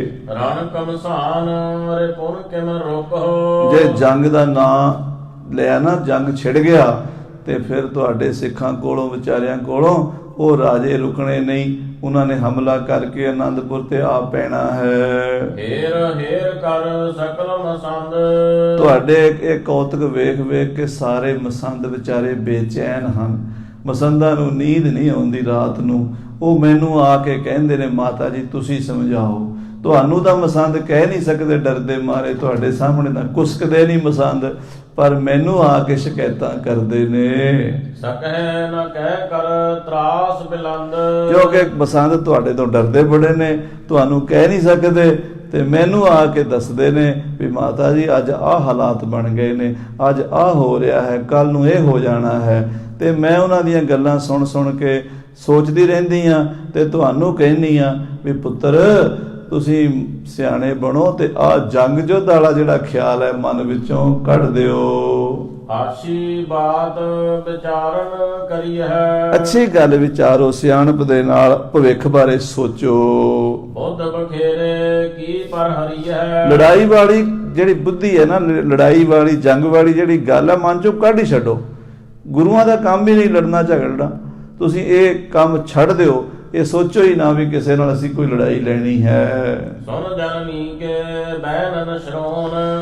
ਆਪਣੀ ਮਾਂ ਧੰਨ ਮਾਤਾ ਗੁਜਰੀ ਜੀ ਦੇ ਬਚਨ ਸੁਣ ਕੇ ਕਰਨਾ ਭੌਨ ਜਿਨਹੁ ਕਿਤ ਭਾਉ ਨਾ। ਕਰਨਾ ਭੌਨ ਜਿਹੜੇ ਦਇਆ ਦੇ ਸਮੁੰਦਰ ਹਨ, ਪਰ ਕਿਸੇ ਦਾ ਡਰ ਨਹੀਂ ਮੰਨਦੇ। ਸੁਨੋ ਮਾਤ ਮੈਂ ਜਨਮ ਸੁਧਾਰਾ। ਉਹ ਕਲਗੀਧਰ ਪਾਤਸ਼ਾਹ ਕਹਿਣ ਲੱਗੇ, ਸੁਣੋ ਮਾਤ, ਹੇ ਮਾਤਾ ਜੀ ਸੁਣੋ, ਜੋ ਮੇਰਾ ਜਨਮ ਹੋਇਆ ਹੈ, ਮੈਂ ਇਸ ਦੁਨੀਆ ਤੇ ਆਇਆ ਹਾਂ। ਦੁਸ਼ਟਨ ਕੋ ਦਿਖਾਉ ਖਰ ਧਾਰਾ। ਮੇਰੀ ਅਕਾਲ ਪੁਰਖ ਨੇ ਡਿਊਟੀ ਲਾਈ ਹੈ, ਧਰਮ ਚਲਾਵਨ, ਸੰਤ ਉਬਾਰਨ, ਤੇ ਦੁਸ਼ਟ ਸਭਨ ਕੋ ਮੂਲ ਉਪਾਰਨ। ਦੁਸ਼ਟਾਂ ਦੀ ਜੜ ਹੀ ਪੁੱਟ ਦੇਣੀ ਹੈ। ਇਹ ਅਕਾਲ ਪੁਰਖ ਨੇ ਮੈਨੂੰ ਭੇਜਿਆ ਇਸ ਕੰਮ ਲਈ। ਇਹ ਮੈਂ ਕੋਈ ਆਪ ਨਹੀਂ ਕਰ ਰਿਹਾ। ਕਹਿਓ ਪ੍ਰਭੂ ਸੋ ਭਾਖ ਹੋ, ਕਿਸੂ ਨਾ ਕਾਣ ਰਾਖ ਹੋ, ਨਾ ਕਾਣ ਕਾਹੂ ਕੀ ਧਰੋਂ। ਮੈਂ ਕਿਸੇ ਦੀ ਕਾਣ ਕਨੌੜ ਨਹੀਂ ਮੰਨਣੀ। ਜੋ ਅਕਾਲ ਪੁਰਖ ਨੇ ਕਿਹਾ, ਹੁਕਮ ਦਿੱਤਾ ਮੈਨੂੰ, ਮੈਂ ਉਹ ਕਰਨਾ ਹੈ। ਉੱਤਮ ਰਣ ਜਿਮ ਸੋ ਸਰ ਧਾਰਾ। ਹਾਂ, ਕਹਿੰਦੇ ਮਾਤਾ ਜੀ ਜਿਹੜਾ ਜੰਗ ਦਾ ਮੈਦਾਨ ਹੈ ਨਾ, ਇਹ ਤੇ ਗੰਗਾ ਦੇ ਇਸ਼ਨਾਨ ਨਾਲੋਂ ਕਿਤੇ ਪਵਿੱਤਰ ਹੈ। ਆਖੋ ਸਤਿਨਾਮ ਸ੍ਰੀ। ਕਹਿੰਦੇ ਨੇ ਗੰਗਾ ਦੇ ਵਿੱਚ ਨਹਾਉਣ ਨਾਲ ਬੰਦੇ ਦੇ ਪਾਪ ਲੈ ਜਾਂਦੇ ਨੇ। ਮਾਤਾ ਜੀ ਜਿਹੜਾ ਜੰਗ ਦੀ ਗੰਗਾ ਹੈ ਨਾ, ਯੁੱਧ ਦੀ ਗੰਗਾ ਹੈ, ਇਹ ਤਾਂ ਇੰਨੀ ਅੱਖ ਦੇ ਪਲ ਵਿੱਚ ਹੀ ਮੁਕਤੀ ਕਰ ਦਿੰਦੀ ਹੈ। ਆਖੋ ਸਤਨਾਮ ਸ੍ਰੀ ਵਾਹਿਗੁਰੂ। ਗੰਗਾ ਵਿੱਚ ਨਹਾ ਕੇ ਤਾਂ ਪਤਾ ਨਹੀਂ ਕਦੋਂ ਮੁਕਤੀ ਹੋਣੀ ਹੈ। ਜਿਹੜਾ ਜੰਗ ਦੇ ਮੈਦਾਨ 'ਚ ਧਰਮ ਦੇ ਲਈ ਯੋਧਾ ਜੂਝ ਜਾਂਦਾ ਹੈ ਨਾ, ਉਹਦੇ ਸੱਚਖੰਡ ਦੇ ਦਰਵਾਜ਼ੇ ਉਸੇ ਵੇਲੇ ਖੁੱਲ ਜਾਂਦੇ ਹਨ। ਤਿਸ ਤੇ ਨਿਜ ਜਨ ਕਰੋ ਉਧਾਰਾ। ਮੈਂ ਆਪਣੇ ਸਿੱਖਾਂ ਨੂੰ ਇਸ ਭਵ ਸਾਗਰ ਤੋਂ ਪਾਰ ਲੰਘਾਉਣਾ ਹੈ। ਆ 4 ਦਿਨ ਦੀ ਜ਼ਿੰਦਗੀ ਇਹ ਦੁਨੀਆ ਦਾ ਝੂਠਾ ਤਮਾਸ਼ਾ, ਜਿਉਂ ਸੁਪਨਾ ਔਰ ਪੇਖਣਾ ਐਸੇ ਜਗ ਕੋ ਜਾਣ। ਮੈਂ ਇਹਨੂੰ ਸੁਪਨਾ ਸਮਝਦਾ ਹਾਂ। ਮੈਨੂੰ ਇਹ ਪਤਾ 4 ਦਿਨ ਬਾਅਦ ਵੀ ਮਰਨਾ ਹੈ, ਪਹਿਲਾਂ ਵੀ ਮਰਨਾ ਹੈ। ਇਸ ਦੁਨੀਆ ਤੇ ਕੋਈ ਰਿਹਾ ਹੈ? हे ਮਾਤਾ, ਜੋ ਉਪਜਿਓ ਸੋ ਬਿਨਸ ਹੈ, ਪਰਵਾਜ ਕਹਿ ਕਾਲ, ਨਾਨਕ ਹਰ ਗੁਣ ਗਾਏ ਲੈ, ਛਾੜ ਸਗਲ ਜੰਜਾਲ। ਇਸ ਕਰਕੇ ਇਹ ਜੰਗ ਦੀ ਗੰਗਾ ਵਿੱਚ ਮੈਂ ਆਪਣੇ ਯੋਧਿਆਂ ਨੂੰ ਨਵਾਵਾਂਗਾ ਤੇ ਭਵ ਸਾਗਰ ਤੋਂ ਬੇੜੇ ਪਾਰ ਕਰ ਦਿਆਂਗਾ। ਹਾਂਜੀ, ਕਰਹਿ ਕੁਟਿਲਤਾ ਜੇ ਮਤ ਮਾਨੀ। ਜਿਹੜੇ ਹੰਕਾਰੀ ਭੀਮ ਚੰਦ ਵਰਗੇ ਸਾਡੇ ਨਾਲ ਕਪਟ ਕਰਦੇ ਨੇ, ਛਲ ਕਰਦੇ ਨੇ, ਕੁਟਲਤਾ ਕਰਦੇ ਨੇ, ਬੇਈਮਾਨੀ ਰੱਖਦੇ ਨੇ ਮਨ ਵਿੱਚ, ਤੈਨ ਬਾਣੀ ਹਮ ਕਿਉਂ ਨਾ ਮਾਨੀ। ਉਹਨਾਂ ਦੀ ਗੱਲ ਅਸੀਂ ਕਿਸੇ ਤਰ੍ਹਾਂ ਵੀ ਨਹੀਂ ਮੰਨਣੀ। ਸਾਨੂੰ ਪਤਾ ਜੇ ਕਿਤੇ ਭੀਮ ਚੰਦ ਸਰਲ ਹਿਰਦੇ ਨਾਲ ਆ ਕੇ ਕਹਿੰਦਾ ਗੁਰੂ ਜੀ ਮੈਨੂੰ ਹਾਥੀ ਚਾਹੀਦਾ, ਅਸੀਂ ਉਹਨੂੰ ਸਭ ਕੁਝ ਦੇ ਦਿੰਦੇ। ਪਰ ਉਹਦੇ ਮਨ 'ਚ ਬੇਈਮਾਨੀ ਹੈ। ਉਹ ਕਹਿੰਦਾ ਮੈਂ ਗੁਰੂ ਕੋਲੋਂ ਛਲ ਨਾਲ ਹਾਥੀ ਮੰਗਾਂਗਾ, ਗੁਰੂ ਤੋਂ ਲਿਆਵਾਂਗਾ ਧੋਖੇ ਨਾਲ, ਫਿਰ ਗੁਰੂ ਨੂੰ ਵਾਪਸ ਨਹੀਂ ਕਰਾਂਗਾ। ਤੇ ਮਾਤਾ ਜਿਹੜਾ ਫਿਰ ਮੇਰੇ ਨਾਲ ਧੋਖਾ ਕਰਨ ਦੀ ਕੋਸ਼ਿਸ਼ ਕਰੇ, ਮੈਂ ਉਹ ਕਿਸੇ ਦੇ ਧੋਖੇ ਜਾਣ ਵਾਲਾ ਨਹੀਂ ਹਾਂ। ਮੈਂ ਤਾਂ ਇਹਨਾਂ ਧੋਖੇਬਾਜ਼ਾਂ ਦੀ ਜੜ ਪੁੱਟਣੀ ਹੈ। ਇਹੀ ਤਾਂ ਮੇਰਾ ਕੰਮ ਹੈ। ਜੇ ਭੀਮ ਚੰਦ ਧੋਖੇਬਾਜ਼ ਸਾਹਮਣੇ ਪਹਿਲਾਂ ਆ ਗਿਆ ਤੇ ਪਹਿਲਾਂ ਇਹਦੀ ਜੜ ਪੁੱਟਾਂਗੇ। ਸੋਨਾ ਲਖੈ ਕਹੇ ਆਪਣਾ ਸਮਾਨੀ। ਹਾਂ, ਉਹ ਹੰਕਾਰੀ ਹੈ। ਉਹ ਆਪਣੇ ਵਰਗਾ ਕਿਸੇ ਨੂੰ ਸਮਝਦਾ ਹੀ ਨਹੀਂ। ਮਾਤਾ, ਇਸ ਦੁਨੀਆ ਦੇ ਕੋਈ ਵੱਡਾ ਛੋਟਾ ਨਹੀਂ ਹੈ, ਸਭ ਬੰਦੇ ਰੱਬ ਦੇ ਹਨ। ਪਰ ਹੰਕਾਰੀ ਕਹਿੰਦੇ ਅਸੀਂ ਵੱਡੇ ਹਾਂ, ਤੇ ਜਿਹੜੇ ਵੱਡੇ ਬਣਦੇ ਆ ਫਿਰ ਮੈਂ ਵੱਡੇ ਰਹਿਣ ਨਹੀਂ ਦੇਣੇ। ਆਖੋ ਸਤਨਾਮ ਸ੍ਰੀ ਵਾਹਿਗੁਰੂ। ਮੈਂ ਵੱਡਿਆਂ ਦਾ ਆਕੜ ਭੰਨਣੀ ਹੈ, ਹੰਕਾਰੀਆਂ ਦੀ ਆਕੜ ਭੰਨਣੀ ਹੈ। ਮੇਰੇ ਸਾਹਮਣੇ ਹੰਕਾਰੀ ਠਹਿਰ ਨਹੀਂ ਸਕਣਗੇ। ਮੈਂ ਤੈਨ ਕੋ ਕਰਿਓ ਅਪਮਾਨੀ। ਮੈਂ ਉਹਨਾਂ ਦਾ, ਜਿਹੜੇ ਹੰਕਾਰੀ ਨੇ, ਅਭਿਮਾਨੀ ਨੇ, ਉਹਨਾਂ ਦਾ ਹੰਕਾਰ ਤੋੜ ਕੇ, ਉਹਨਾਂ ਦਾ ਨਿਰਾਦਰ ਕਰਕੇ ਉਹਨਾਂ ਨੂੰ ਦੱਸਾਂਗਾ ਵੀ ਤੁਸੀਂ ਕਹਿੰਦੇ ਹੋ ਕਿਸੇ ਦਾ ਨਿਰਾਦਰ ਨਹੀਂ, ਦੂਜਿਆਂ ਦਾ ਕਰਦੇ। ਜਿਹੜੇ ਦੂਜਿਆਂ ਦਾ ਨਿਰਾਦਰ ਕਰਦੇ ਮੈਂ ਉਹਨਾਂ ਦਾ ਨਿਰਾਦਰ ਕਰਾਂਗਾ। ਨਹੀਂ ਦੂਰ ਕੋ ਬਨੇ ਵਿਰੋਧੀ। ਹਾਂ ਮਾਤਾ ਜੀ, ਤੁਸੀਂ ਕਹਿੰਦੇ ਹੋ ਗਵਾਂਢੀਆਂ ਨਾਲ ਵਿਗਾੜੀ ਦੀ ਹੁੰਦੀ। ਮਾਤਾ, ਵਿਗੜਦੀ ਗਵਾਂਢੀਆਂ ਨਾਲ ਹੁੰਦੀ ਹੈ। ਦੂਰ ਵਾਲੇ ਨਾਲ ਤਾਂ ਵਿਰੋਧ ਹੁੰਦਾ ਹੀ ਨਹੀਂ। ਦੂਰ ਵਾਲੇ ਕੋਲ ਲੈਣਾ ਨਹੀਂ ਦੇਣਾ ਨਹੀਂ। ਦੂਰ ਵਾਲੇ ਨਾਲ ਕੋਈ ਲੈਣਾ ਨਹੀਂ ਤੇ ਦੇਣਾ ਨਹੀਂ। ਲੜਾਈ ਤਾਂ ਹੁੰਦੀ ਗਵਾਂਢੀ ਨਾਲ, ਸ਼ੁਰੂ ਕੰਮ ਉੱਥੇ ਸ਼ੁਰੂ ਹੁੰਦਾ। ਜੇ ਤੂੰ ਕਵੇਂ ਵੀ ਮੈਂ ਕੋਈ ਦੂਰੋਂ ਦੁਸ਼ਮਣ ਲੱਭਾਂ ਤੇ ਉਹਦੇ ਨਾਲ ਲੜਾਈ ਸ਼ੁਰੂ ਕਰਾਂ, ਮਾਤਾ ਫਿਰ ਤੇ ਮੇਰਾ ਜਿਹੜਾ ਸੱਚਖੰਡ ਤੋਂ ਪਹਿਰਾ ਲੱਗਾ ਉਹ ਪੂਰਾ ਹੀ ਨਹੀਂ ਹੋਣਾ। ਆਖੋ ਸਤਨਾਮ ਸ੍ਰੀ ਵਾਹਿਗੁਰੂ। ਦੇਖੋ ਮਹਾਰਾਜ ਨੀਤੀ ਦੇ ਬੜੇ ਮਾਹਰ ਨੇ। ਉਹ ਕਹਿੰਦੇ ਦੂਰ ਦਾ ਤੇ ਵਿਰੋਧੀ ਬਣਦਾ ਹੀ ਨਹੀਂ। ਦੂਰ ਵਾਲੇ ਨਾਲ ਕੋਈ ਲੈਣ ਨਹੀਂ, ਕੋਈ ਦੇਣ ਨਹੀਂ, ਉਹਦੇ ਨਾਲ ਕਾਹਦਾ ਝਗੜਾ ਹੁੰਦਾ ਹੀ ਗਵਾਂਢੀ ਨਾਲ ਹੈ। ਤੇ ਸ਼ੁਰੂ ਇੱਥੋਂ ਹੀ ਕੰਮ ਕਰਾਂਗੇ, ਫਿਰ ਹੌਲੇ ਹੌਲੇ ਔਰੰਗਜ਼ੇਬ ਦਾ ਕੱਪੜਨਾ। ਪਹਿਲਾਂ ਭੀਮ ਚੰਦ ਤੋਂ ਕੰਮ ਸ਼ੁਰੂ ਕਰਨਾ। ਇਹ ਸਾਡਾ ਊੜਾ ਐੜਾ ਤੇ ਅਗਲੀ ਪੜ੍ਹਾਈ ਫਿਰ ਚੱਲਣੀ ਹੈ। ਤੇ ਫਿਰ ਖਾਲਸੇ ਨੇ ਲਾਹੌਰ ਤੇ ਵੀ ਝੰਡਾ ਚਲਾਉਣਾ ਤੇ ਦਿੱਲੀ ਤੇ ਵੀ ਚਲਾਉਣਾ। ਆਖੋ ਸਤਨਾਮ ਸ੍ਰੀ ਵਾਹਿਗੁਰੂ। ਨਹੀਂ ਦੂਰ ਕੋ ਬਣੇ ਵਿਰੋਧੀ। ਦੂਰ ਦਾ ਥੋੜਾ ਵਿਰੋਧੀ ਬਣਦਾ ਹੁੰਦਾ। ਗਵਾਂਢੀ ਕਰਦੇ ਹੁੰਦੇ ਨੇ ਸ਼ਰਾਰਤਾਂ, ਤੇ ਗਵਾਂਢੀਆਂ ਨਾਲ ਹੀ ਦੋ ਹੱਥ ਕਰੀਦੇ ਨੇ। ਗੁਰ ਸ਼ਰਦਾ ਮਤ ਜਨ ਬੁੱਧ ਰੋਧੀ। ਜਿਨ੍ਹਾਂ ਦੀ ਮਤ ਬੁੱਧੀ ਗੁਰੂ ਦੇ ਸ਼ਰਧਾ ਤੋਂ ਦੂਰ ਹੈ, ਜਿਨ੍ਹਾਂ ਨੂੰ ਗੁਰੂ ਨਾਨਕ ਦੀ ਮਹਿਮਾ ਦਾ ਪਤਾ ਹੀ ਨਹੀਂ ਹੈ, ਜਿਨ੍ਹਾਂ ਨੂੰ ਇਹ ਪਤਾ ਨਹੀਂ ਵੀ ਸਭ ਤੋਂ ਵੱਡਾ ਸਤਿਗੁਰੂ ਨਾਨਕ ਜਿਨ ਕਲ ਰਾਖੀ ਮੇਰੀ, ਉਹਨਾਂ ਨੂੰ ਸਮਝਾਉਣਾ ਵੀ ਗੁਰੂ ਨਾਨਕ ਦੀ ਤਾਕਤ ਕੀ ਹੈ। ਹਾਂਜੀ, ਸਾਹਿ ਸਮੀਪੀ ਲਹਿ ਨਾ ਸੋਧੀ। ਕਹਿੰਦੇ ਇਹ ਹੈ ਤਾਂ ਗੁਆਂਢੀ ਨੇ ਸਾਡੇ ਪਹਾੜੀਏ, ਪਰ ਇਹਨਾਂ ਨੂੰ ਸੋਝੀ ਕੋਈ ਨਹੀਂ। ਗੁਰੂ ਨਾਨਕ ਦੀ ਮਹਿਮਾ ਦਾ ਗਿਆਨ ਨਹੀਂ, ਤਾਂ ਹੀ ਗੁਰੂ ਨਾਨਕ ਦੀ ਗੱਦੀ ਨੂੰ ਠੱਗਣਾ ਚਾਹੁੰਦੇ ਨੇ। ਇਹ ਸਾਡੇ ਨਾਲ ਠੱਗੀ ਮਾਰਨੀ ਚਾਹੁੰਦੇ ਨੇ ਵੀ ਅਸੀਂ ਪਹਿਲਾਂ ਗੁਰੂ ਨੂੰ ਵਡਿਆ ਕੇ ਹਾਥੀ ਲੈ ਆਵਾਂਗੇ ਤੇ ਫਿਰ ਗੁਰੂ ਨੂੰ ਕਹਿ ਦਿਆਂਗੇ ਵੀ ਅਸੀਂ ਨਹੀਂ ਦੇਣਾ, ਤੇ ਫਿਰ ਗੁਰੂ ਸਾਡਾ ਕੀ ਵਿਗਾੜ ਲੇਗਾ। ਤੇ ਜਿਨ੍ਹਾਂ ਕੋਲੋਂ ਕੱਲ੍ਹ ਨੂੰ ਮਾਤਾ ਜੀ ਹਾਥੀ ਲੈਣ ਲਈ ਲੜਨਾ, ਉਹਨਾਂ ਨੂੰ ਦੇਈਏ ਹੀ ਕਿਉਂ। ਜੇ ਆਪਣੇ ਆਪ ਨੂੰ ਠਗਾ ਕੇ ਪਿੱਛੋਂ ਪਛਤਾਣਾ, ਫਿਰ ਅਸੀਂ ਠੱਗੀ ਵੱਜਣੀ ਕਿਉਂ ਦਈਏ। ਹਾਂਜੀ, ਧਰ ਅਹੰਕਾਰ ਸੋ ਉਦਤ ਅਬੋਧੀ। ਇਹ ਹੰਕਾਰੀ ਜਿਹੜੇ ਨੇ, ਅਗਿਆਨੀ ਜਿਹੜੇ ਨੇ, ਇਹ ਸਿੱਧੇ ਕਰਨੇ ਨੇ। ਹੇਮਕੁੰਟ ਪਰ ਮੈਂ ਤਪ ਕਰਤੇ। ਮਾਤਾ ਜੀ, ਮੈਂ ਅਸੀਂ ਜਦੋਂ ਹੇਮਕੁੰਟ ਸਾਹਿਬ ਤਪ ਕਰਦੇ ਸੀ, ਹੇਮਕੁੰਟ ਪਰਬਤ ਹੈ ਜਹਾਂ ਸਪਤ ਸਿੰਘ ਸੋਭਤ ਹੈ ਤਹਾਂ ਤੈ ਹਮ ਅਦਿਕ ਤਪੱਸਿਆ ਸਾਧੀ ਮਹਾਕਾਲ ਕਾਲ ਕਾ ਰਾਧੀ ਇਹ ਬਿਦ ਕਰਤ ਤਪੱਸਿਆ ਭਇਓ ਦਵੈਤੇ ਏਕ ਰੂਪ ਹੈ ਹੋ ਗਏ ਹੋਵੇ ਗਇਓ। ਜਦੋਂ ਅਸੀਂ ਅਕਾਲ ਪੁਰਖ ਪਰਮੇਸ਼ਰ ਦੀ ਭਜਨ ਬੰਦਗੀ ਵਿੱਚ ਲੀਨ ਸਾਂ ਲਿਓ ਹਕਾਰ ਸਕਲ ਜਗ ਕਰਤੇ ਤਾਂ ਸਾਰੀ ਸ੍ਰਿਸ਼ਟੀ ਨੂੰ ਪੈਦਾ ਕਰਨ ਵਾਲਾ ਕਰਤਾ ਪੁਰਖ ਵਾਹਿਗੁਰੂ ਉਹਨੇ ਸਾਨੂੰ ਬੁਲਾ ਲਿਆ। ਤਪ ਸਾਧਤ ਪ੍ਰਭ ਮੋਏ ਬੁਲਾਇਓ। ਅਸੀਂ ਪਰਮੇਸ਼ਰ ਦੀ ਭਜਨ ਬੰਦਗੀ ਕਰ ਰਹੇ ਸਾਂ, ਸਾਨੂੰ ਬੰਦਗੀ ਕਰਦਿਆਂ ਨੂੰ ਵਾਹਿਗੁਰੂ ਨੇ ਬੁਲਾਇਆ ਸੀ ਕਰਿਓ ਪਠਾਵਨ ਜਗ ਮੈਂ ਮੋਹੇ ਤੇ ਉਹਨਾਂ ਨੇ ਸਾਨੂੰ ਆਪਣਾ ਪੁੱਤਰ ਬਣਾਇਆ ਸੀ। ਕਿਹਾ ਸੀ ਮੈਂ ਆਪਣਾ ਸੁਤ ਤੋਏ ਨਿਵਾਜਾ ਪੰਥ ਪਰਚੁਰ ਕਰਬੇ ਕੋ ਸਾਜਾ ਜਾਹੇ ਤਹਾਂ ਤੈ ਧਰਮ ਚਲਾਏ ਕਬੁੱਧ ਕਰਨ ਤੇ ਲੋਕ ਹਟਾਏ। ਉਹ ਜਿਹੜਾ ਪਹਿਰਾ ਸਾਡਾ ਲੱਗਾ ਸੀ ਅਸੀਂ ਉਹ ਪਹਿਰਾ ਲੈ ਕੇ ਉਹ ਡਿਊਟੀ ਲਾ ਕੇ ਆਏ ਹਾਂ। ਜਾਣੇ ਦੁਸ਼ਟ ਜਿਨਹੁ ਮਨ ਮੋਹ ਜਿਨ੍ਹਾਂ ਦੇ ਮਨ ਵਿੱਚ ਮੋਹ ਹੈ, ਜਿਹੜੇ ਹੰਕਾਰੀ ਹਨ, ਜਿਹੜੇ ਇਸ ਦੁਨੀਆ ਨੂੰ ਹੀ ਸੱਚੀ ਸਮਝਦੇ ਹਨ, ਇਸ ਦੁਨੀਆ ਦੇ ਮਾਲਕ ਬਣੇ ਬੈਠੇ ਹਨ, ਦੰਡ ਦੇਣ ਹਿਤ ਮੈਂ ਚੱਲ ਆਇਓ। ਉਹਨਾਂ ਨੂੰ ਸੋਧਾ ਲਾਉਣ ਵਾਸਤੇ ਮੈਂ ਆਇਆ ਹਾਂ। ਮੈਂ ਹੰਕਾਰੀਆਂ ਦੀ ਆਕੜ ਦੀ ਭੰਨਣ ਵਾਸਤੇ ਆਇਆ ਹਾਂ। ਦੁਸ਼ਟ ਗ੍ਰੇਸ਼ਰ ਚਾਹੇ ਦਬਾਇਓ ਇਹ ਪਹਾੜੀ ਭੀਮ ਚੰਦ ਦੁਸ਼ਟ ਸਾਨੂੰ ਦਬਾਣਾ ਚਾਹੁੰਦਾ। ਇਹਦੀ ਕੀ ਤਾਕਤ ਹੈ ਸਾਨੂੰ ਦਬਾ ਲਵੇ?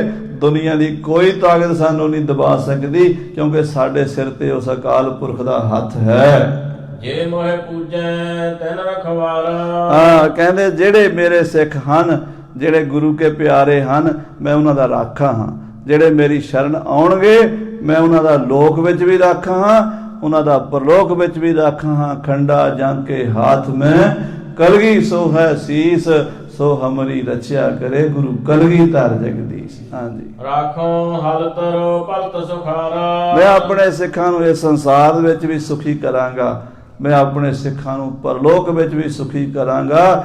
ਜਿਨ ਕੀ ਜਾਤ ਗੋਤ ਕੁਲ ਮਾਹੀ ਸਰਦਾਰੀ ਵੀ ਨਹੀਂ ਕਦਾਈ ਉਨਹੀ ਕੋ ਸਰਦਾਰ ਬਣਾਉ ਤਬੈ ਗੋਬਿੰਦ ਸਿੰਘ ਨਾਮ ਕਹਾਉ। ਹਾਂਜੀ, ਜੇ ਠਾਨੇ ਬਿਦ ਬਹੁ ਬੁਰਿਆਈ ਜਿਹੜੇ ਮੇਰੇ ਸਿੱਖਾਂ ਨਾਲ ਬੁਰਿਆਈ ਕਰਨਗੇ, ਜਿਹੜੇ ਗਰੀਬਾਂ ਤੇ ਜ਼ੁਲਮ ਕਰਨਗੇ, ਜਿਹੜੇ ਪਰਜਾ ਨੂੰ ਤੰਗ ਕਰਨਗੇ, ਜਿਹੜੇ ਹੰਕਾਰੀ ਤੇ ਖੋਟੇ ਬੰਦੇ ਹੋਣਗੇ, ਸੰਗ ਜਿਨਹੁ ਕੇ ਕਰਵ ਲੜਾਈ ਉਹਨਾਂ ਨਾਲ ਮੈਂ ਲੜਾਈ ਕਰਾਂਗਾ, ਉਹਨਾਂ ਨਾਲ ਮੈਂ ਖੰਡਾ ਖੜਕਾਵਾਂਗਾ ਤੇ ਗਰੀਬਾਂ ਦਾ ਮਜਲੂਮਾਂ ਦੀ ਮੈਂ ਢਾਲ ਬਣਾਂਗਾ, ਦੁਸ਼ਮਣ ਦਾ ਮੈਂ ਕਾਲ ਬਣਾਂਗਾ।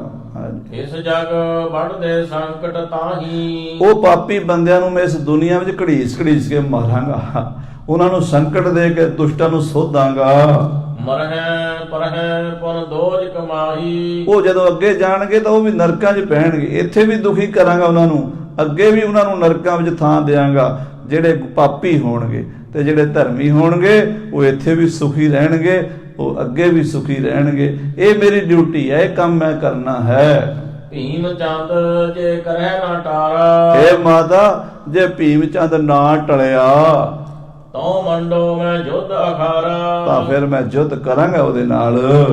ਤਰਾਸ ਧਾਰ ਦਬਕਤ ਕਿਤ ਨਾਹੀ ਮੈਂ ਕਿਸੇ ਦਾ ਡਰ ਨਹੀਂ ਮੰਨਦਾ, ਮੈਂ ਕਿਸੇ ਤੋਂ ਦਬਕਦਾ ਨਹੀਂ। ਡਰ ਨਾਂ ਦੀ ਚੀਜ਼ ਮੇਰੇ ਕੋਲ ਹੀ ਨਹੀਂ ਆਈ ਕਦੀ।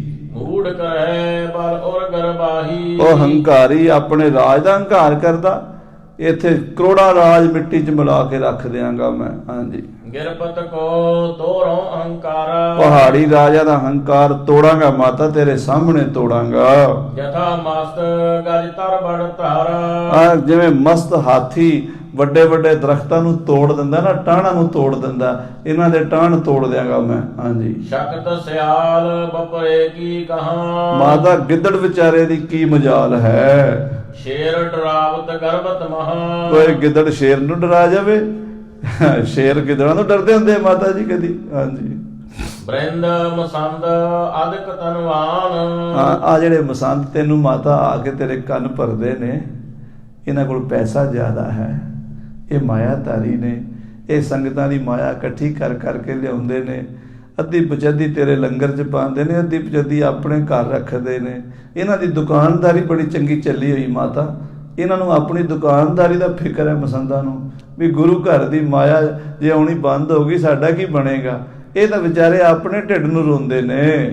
ਹਾਏ ਵਦੇ ਤਨ ਪੂਜਾ ਧਾਨ ਇਹ ਗੁਰੂ ਘਰ ਦੀ ਪੂਜਾ ਦਾ ਧਾਨ ਖਾ ਕੇ ਆਪਣੇ ਢਿੱਡ ਵਧਾਈ ਫਿਰਦੇ ਨੇ। ਇਹਨਾਂ ਨੇ ਬੜੇ ਬੜੇ ਵੱਡੇ ਮਹਿਲ ਪਾਏ ਹੋਏ ਨੇ ਆਪਣੇ ਪਿੰਡਾਂ ਵਿੱਚ, ਚੰਗੇ ਚੰਗੇ ਸੋਹਣੇ ਘਰ ਬਣਾ ਲਏ ਨੇ। ਇਹ ਗੁਰੂ ਕੀਆਂ ਸੰਗਤਾਂ ਦਾ ਪੈਸਾ ਅੱਧਾ ਪਚੱਧਾ ਆਪ ਹੀ ਖਾ ਜਾਂਦੇ ਨੇ। ਇਸ ਕਰਕੇ ਚਾਹੁੰਦੇ ਨੇ ਵੀ ਇਹ ਦੁਕਾਨਦਾਰੀ ਬੰਦ ਨਾ ਹੋਵੇ, ਤਾਂ ਮਾਤਾ ਤੈਨੂੰ ਡਰਾਉਂਦੇ ਨੇ। ਇਹਨਾਂ ਨੂੰ ਮੇਰੇ ਮਿਸ਼ਨ ਦਾ ਪਤਾ ਨਹੀਂ ਹੈ, ਮੇਰੀ ਡਿਊਟੀ ਹੋਰ ਹੈ। ਇਹਨਾਂ ਵਿਚਾਰਿਆਂ ਦੀ ਸੋਚ ਬੜੀ ਛੋਟੀ ਹੈ। ਹਾਂਜੀ, ਕਾਤੁਰ ਚਿਤ ਕੇ ਜਿਵ ਮਨ ਹਰਣਾ। ਇਹ ਕਾਇਰ ਨੇ, ਬੁਝਦਿਲ ਨੇ। ਇਹਨਾਂ ਦਾ ਮਨ ਜਿਹੜਾ ਨਾ ਹਰਨ ਵਰਗਾ ਡਰਪੋਕ ਹੈ। ਹਰਨਾ ਧੀਰਜ ਮਤ ਕੋ ਬਰਣਾ। ਇਹ ਧੀਰਜ ਇਹਨਾਂ ਦੀ ਹਰ ਰਹੀ ਹੈ, ਦਿਨੋਂ ਦਿਨ ਹੌਸਲਾ ਢਹਿੰਦਾ ਜਾਂਦਾ। ਕੀ ਬਣੇਗਾ, ਕੀ ਹੋਵੇਗਾ? ਜੇ ਜੰਗ ਹੋ ਗਿਆ ਤੇ ਸਾਡਾ ਕੀ ਬਣੇਗਾ? ਸਾਡੀ ਦੁਕਾਨਦਾਰੀ ਕਿਵੇਂ ਚੱਲੇਗੀ? ਅਸੀਂ ਸੰਗਤ ਤੋਂ ਜਿਹੜਾ ਪੈਸਾ ਲੈ ਕੇ ਆਉਂਦੇ ਹਾਂ ਉਹ ਕਿੱਥੋਂ ਲਿਆਵਾਂਗੇ? ਇਹ ਇਹਨਾਂ ਨੂੰ ਖਤਰਾ ਹੈ। ਆਸ ਮਸਲਤ ਕੇ ਨਹਿ ਅਧਿਕਾਰੀ। ਇਹੋ ਜਿਹੇ ਬੰਦੇ ਸਾਡੇ ਸਲਾਹਕਾਰ ਨਹੀਂ ਚਾਹੀਦੇ। ਅਸੀਂ ਇਹੋ ਜਿਹਿਆਂ ਦੀ ਸਲਾਹ ਲੈਣੀ ਨਹੀਂ। ਜਿਹੜੇ ਲਾਲਚੀ ਬੰਦੇ ਹੁੰਦੇ ਨਾ, ਉਹਦੇ 'ਚ ਕੋਈ ਗੁਣ ਨਹੀਂ ਹੁੰਦਾ। ਤੇ ਲਾਲਚੀ ਬੰਦਿਆਂ ਦਾ ਮਹਾਂਪੁਰਸ਼ ਕਦੀ ਮਤ ਨਹੀਂ ਲੈਂਦੇ, ਕਦੀ ਸਲਾਹ ਨਹੀਂ ਲੈਂਦੇ। ਜਿਨ੍ਹਾਂ ਸੂਰਤਾ ਧੀਰ ਬਸਾਰੀ। ਜਿਨ੍ਹਾਂ ਦੇ ਵਿੱਚ ਹੀ ਹੌਸਲਾ ਕੋਈ ਨਹੀਂ, ਧੀਰਜ ਕੋਈ ਨਹੀਂ, ਸੂਰਬੀਰਤਾ ਕੋਈ ਨਹੀਂ, ਉਹਨਾਂ ਕਾਇਰਾਂ ਬੁਝਦਿਲਾਂ ਦਾ ਗੁਰੂ ਗੋਬਿੰਦ ਸਿੰਘ ਸਾਹਿਬ ਕਹਿੰਦੇ ਅਸੀਂ ਕਦੀ ਵੀ ਵਿਚਾਰ ਨਹੀਂ ਲੈਂਦੇ। ਇਨਕੇ ਭਰੇ ਨਾ ਬਨੋ ਕਲੀਵਾ। ਮਾਤਾ ਇਹਨਾਂ ਦੇ ਆਖੇ ਅਸੀਂ ਖੁਸਰੇ ਨਹੀਂ ਬਣਨਾ। ਕਲੀਬ ਕਹਿੰਦੇ ਨੇ ਖੁਸਰੇ ਨੂੰ। ਇਹਨਾਂ ਦੇ ਆਖੇ ਅਸੀਂ ਕਦੀ ਬੁਝਦਿਲ ਨਹੀਂ ਬਣਨਾ। ਇਹਨਾਂ ਦੇ ਆਖੇ ਅਸੀਂ ਕਦੀ ਨੀਵੀਆਂ ਕੱਚੀਆਂ ਗੱਲਾਂ ਨਹੀਂ ਕਰਨੀਆਂ। ਅਸੀਂ ਤਿਆਰ ਬਰ ਤਿਆਰ ਰਹਿਣਾ ਹੈ। ਬਸਨ ਕਹਾਂ ਹੋਏ ਰਿਪਤੇ ਨੀਵਾ। ਵੈਰੀ ਤੋਂ ਨੀਵੇਂ ਹੋ ਕੇ ਝੁੱਕ ਕੇ ਅਸੀਂ ਕਿਵੇਂ ਰਹਿਵਾਂਗੇ? ਕਹਿਓ ਤੁਮਾਰੋ ਅਬ ਇਹ ਮਨ।